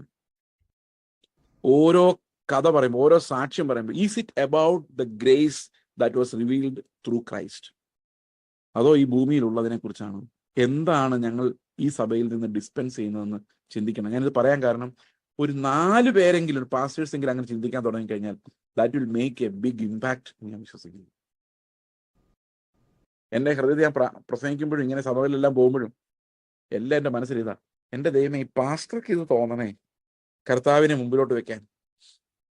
ഈ നശിച്ചു പോകുന്ന ലോകത്തെ വീണ്ടും വീണ്ടും അട്രാക്റ്റീവായി അവതരിപ്പിക്കുന്നതിന് പകരം ഇവിടെ ഒരിക്കലും സൊല്യൂഷൻ ഇല്ലാത്ത വിഷയങ്ങൾക്ക് ഇപ്പൊ സൊല്യൂഷൻ വരും, ഇപ്പൊ നന്നാവെന്ന് പറഞ്ഞ് ആൾക്കാരെ പറ്റിക്കുന്നതിന് പകരം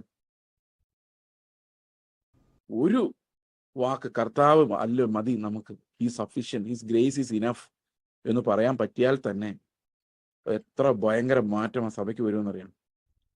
വരും. നിങ്ങൾ ഒന്ന് നോക്കി, ഒന്ന് ചിന്തിച്ചു നോക്കിയേ. When Christ becomes the real head of the church, ആ തലയിൽ നിന്നല്ലോ ഓരോ അവയവവും അതതിനു വേണ്ട ഉദവി പ്രാപിച്ച് ബലമായി, ശക്തമായി, തക്കതായി വളരുന്നത്. ഓരോരുത്തരും പ്രാപിക്കുന്ന ആ തല അവിടെ ഇല്ലെങ്കിലത്തുള്ള അവസ്ഥ എന്താണ്? ആ തല അവിടെ ഇല്ല. ക്രിസ്തു എന്ന തല ഹൈലൈറ്റ് ചെയ്യപ്പെടുന്നില്ല. ഒരു ചർച്ചിൽ മിണ്ടുന്നേ ഇല്ല യേശു ക്രിസ്തുവിന്റെ കാര്യം. കഴിഞ്ഞ ദിവസം ഒരു സിസ്റ്റർ, ഒരു മോള് എന്നോട് പറഞ്ഞാണ്, ഞങ്ങളുടെ ചർച്ചിൽ ആകെ യേശു ക്രിസ്തുവിനെ കുറിച്ച് കേൾക്കുന്നത് യേശു ക്രിസ്തുവിന്റെ നാമത്തിൽ തന്നെ ആമേൻ എന്ന് പറയുമ്പോൾ മാത്രമാണ്. ഞാൻ ശരിക്കും തലയിൽ കൈവച്ചു പോയി. അവര് ഹൈന്ദവ മാർഗത്തിൽ നിന്ന് വന്നവരാ, കർത്താവിനെ അന്വേഷിച്ച് വന്നവരാ, കിട്ടുന്നില്ല. ഭയങ്കര ദാഹമാണ്. They are not getting it. ആർക്കാ ഇതിന്റെ വേദന? എവിടെയാണ്? എന്താ ചെയ്യുന്നത്? Where is Christ? നമ്മുടെ ചർച്ചകളിൽ വരുന്നു, 2 പാട്ട് പാടുന്നു, സങ്കീർത്തനം വായിക്കുന്നു, പ്രബോധിപ്പിക്കുന്നു, പഴയ നിയമത്തിന് ഒരു പ്രസംഗം പ്രസംഗിക്കുന്നു, എല്ലാവരും കൈയടിച്ച് ബഹളം വെച്ച് അന്യഭാഷ പറഞ്ഞ് സ്പ്രിങ്ങിൽ കയറുന്നു, ഇറങ്ങുന്നേ ഇല്ല. ഭയങ്കര ഭക്തിയാണ്, ക്രിസ്തു ഇല്ല. തലയില്ല. തലയില്ലാതെ ഈ പാമ്പിനെയൊക്കെ അടിച്ചു കൊന്നു കഴിഞ്ഞാൽ കുറെ നാളും ഈ വാല് കിടന്നടിക്കും. തലയില്ലാതെ ഇത് മൂവ് ചെയ്തുകൊണ്ടിരിക്കുകയാണ്. എത്ര നാൾ മൂവ് ചെയ്ത് കുറെ കഴിയുമ്പോൾ തട്ടിപ്പോകും, നിശ്ചലമാകും. കുറെ കഴിയുമ്പോൾ നിശ്ചലമാകും. അതുപോലെ തന്നെ ഇന്ന് തലയില്ലാതെയുള്ള ബഹളങ്ങൾ പെട്ടെന്ന് അസ്തമിക്കും. ഇത് വളരെ ശുഷ്കമാണ്, ദരിദ്രമാണ്. പ്രിയ സഹോദരങ്ങൾ, ഇതൊരു പ്രൊഫറ്റിക് ശബ്ദമായിട്ട് തന്നെ നിങ്ങൾ എടുക്കണമെന്നാണ് എൻ്റെ ആഗ്രഹം. We need Christ as the centre of our life, our church life. ഇപ്പൊ ദൈവം സഭയെ തിരഞ്ഞെടുക്കുന്നതും പണിയുന്നതും ക്രിസ്തുവിനെ പ്രസംഗിക്കാനും വെളിപ്പെടുത്താനും യേശുവിന്റെ ജീവൻ നമ്മളിൽ ഉരുവാകുന്നത് കാണാനും വേണ്ടിയാണ്. നമ്മളിൽ ക്രിസ്തുവിന്റെ ജീവൻ ഉരുവാകുമ്പോഴാണ് പിതാവ് സന്തോഷിക്കുന്നത്. ക്രിസ്തുവിന്റെ ജീവൻ ഉരുവാകുമ്പോഴാണ് ആ പിതാവിന്റെ മഹത്വം സഭയിലൂടെ വെളിപ്പെട്ട് വരുന്നത്. Christ is everything and Christ alone is sufficient for us. ഇപ്പോൾ രക്ഷാകരമായ ദൈവകൃപ നമ്മൾ അനുഭവിക്കുന്നതിന് കൂട്ടായ്മ എന്ന് പറയുന്ന ഒരു വാതിലാണ്, ഒരു മാർഗമാണ്. പക്ഷെ ആ കൂട്ടായ്മ സ്നേഹം, ഈ മനുഷ്യ സ്നേഹത്തിന്റെ കൂട്ടായ്മയായി പോകരുത്. മനുഷ്യ സ്നേഹത്തിന്റെ കൂട്ടായ്മ എന്ന് പറഞ്ഞു കഴിഞ്ഞാൽ, ഞാൻ നേരത്തെ പറഞ്ഞ പോലെ ഇന്നെന്താ ബ്രേക്ക്ഫാസ്റ്റ് ഉണ്ടാക്കിയത്, പിള്ളേർ എന്ത് ചെയ്യുന്നു, അവരുടെ കോഴ്സ് എന്തായി, ജോലി എന്തായി, കല്യാണമൊക്കെ ആലോചനയൊക്കെ നടക്കുന്നുണ്ടോ, നല്ല കാര്യമാണ്, ഇതെല്ലാം നമ്മൾ അന്വേഷിക്കണം. പക്ഷെ അതല്ല കൂട്ടായ്മ. അത് കൂട്ടായ്മ എന്താണെന്നറിയോ? കൂട്ടായ്മ എന്ന് പറഞ്ഞാൽ 2 പേരും ഒന്ന് കൂടുമ്പം കർത്താവിന്റെ കൃപയെക്കുറിച്ച് സംസാരിക്കും, പ്രത്യാശയെക്കുറിച്ചും, വചനത്തിലൂടെ കർത്താവ് തന്ന കാര്യങ്ങളെക്കുറിച്ച് സംസാരിക്കണം. പരസ്പരം ആത്മാവിൽ ബലപ്പെടുത്തുന്ന രീതിയിൽ സംസാരിക്കാൻ പറ്റുമ്പോഴാണ് അത് ആത്മീയ കൂട്ടായ്മയാണ്. കമ്മ്യൂണിക്കേഷൻ ഓഫ് ഡിവൈൻ ഗ്രേസ് ആകുന്നത്. കൂട്ടിഷ്ടം പോലെ ഉണ്ട്, പക്ഷെ കൂട്ടായ്മ ഈസ് വെരി റെയർ. അവന്റെ കർത്താവിന്റെ ആത്മാവിലുള്ള ഒരു കൂട്ടായ്മ, ആത്മാവിന്റെ കാര്യങ്ങൾ പങ്കുവെക്കുന്ന ഒരു കൂട്ടായ്മ. ഇതാണ് ചർച്ച് എന്നുള്ളത് ഉദ്ദേശിക്കുന്നത്. Congregation in the name of Christ, ക്രിസ്തുവിന്റെ നാമത്തിലുള്ള കൂട്ടായ്മ. It's A means of grace, കൃപയുടെ ഒരു വാതിലാണ്. അതുകൊണ്ട് പ്രിയ സഹോദരങ്ങളെ, നമുക്ക് വീണ്ടും നാളെ കാണാം. ഈ കൃപ നമ്മളിലേക്ക് വ്യാപരിക്കുവാൻ, ആ രക്ഷാകരമായ ദൈവം ക്രിസ്തുവിനെ പോലെ നമ്മളെ ആക്കി മാറ്റുന്ന, രക്ഷയ്ക്ക് നമ്മളെ ജ്ഞാനിയാക്കുന്ന ദൈവകൃപയാൽ നിറയുവാൻ ദൈവം നമ്മുടെ സഭകളെയും ഇടവരുത്തുമാറാകട്ടെ. ദൈവം നിങ്ങളെ അനുഗ്രഹിക്കട്ടെ. ഒരു നിമിഷം പ്രാർത്ഥിക്കാം. ഞങ്ങളുടെ സ്വർഗസ്ഥ പിതാവേ, അങ്ങയുടെ പുത്രന്റെ ജീവൻ ഞങ്ങളിലൂടെ വ്യാപരിക്കുവാൻ, ആ മഹത്വം ഞങ്ങൾ അനുഭവിക്കാൻ, പിതാവുമായുള്ള സമാധാനം അനുഭവിക്കുവാൻ, രക്ഷാകരമായ ദൈവകൃപയുടെ വിനിമയം കർത്താവെ ഞങ്ങളിലൂടെ വെളിപ്പെടുവാൻ ഞങ്ങൾ പ്രാർത്ഥിക്കുന്നു. കർത്താവ് യേശു ക്രിസ്തുവിന്റെ നാമത്തിൽ തന്നെ.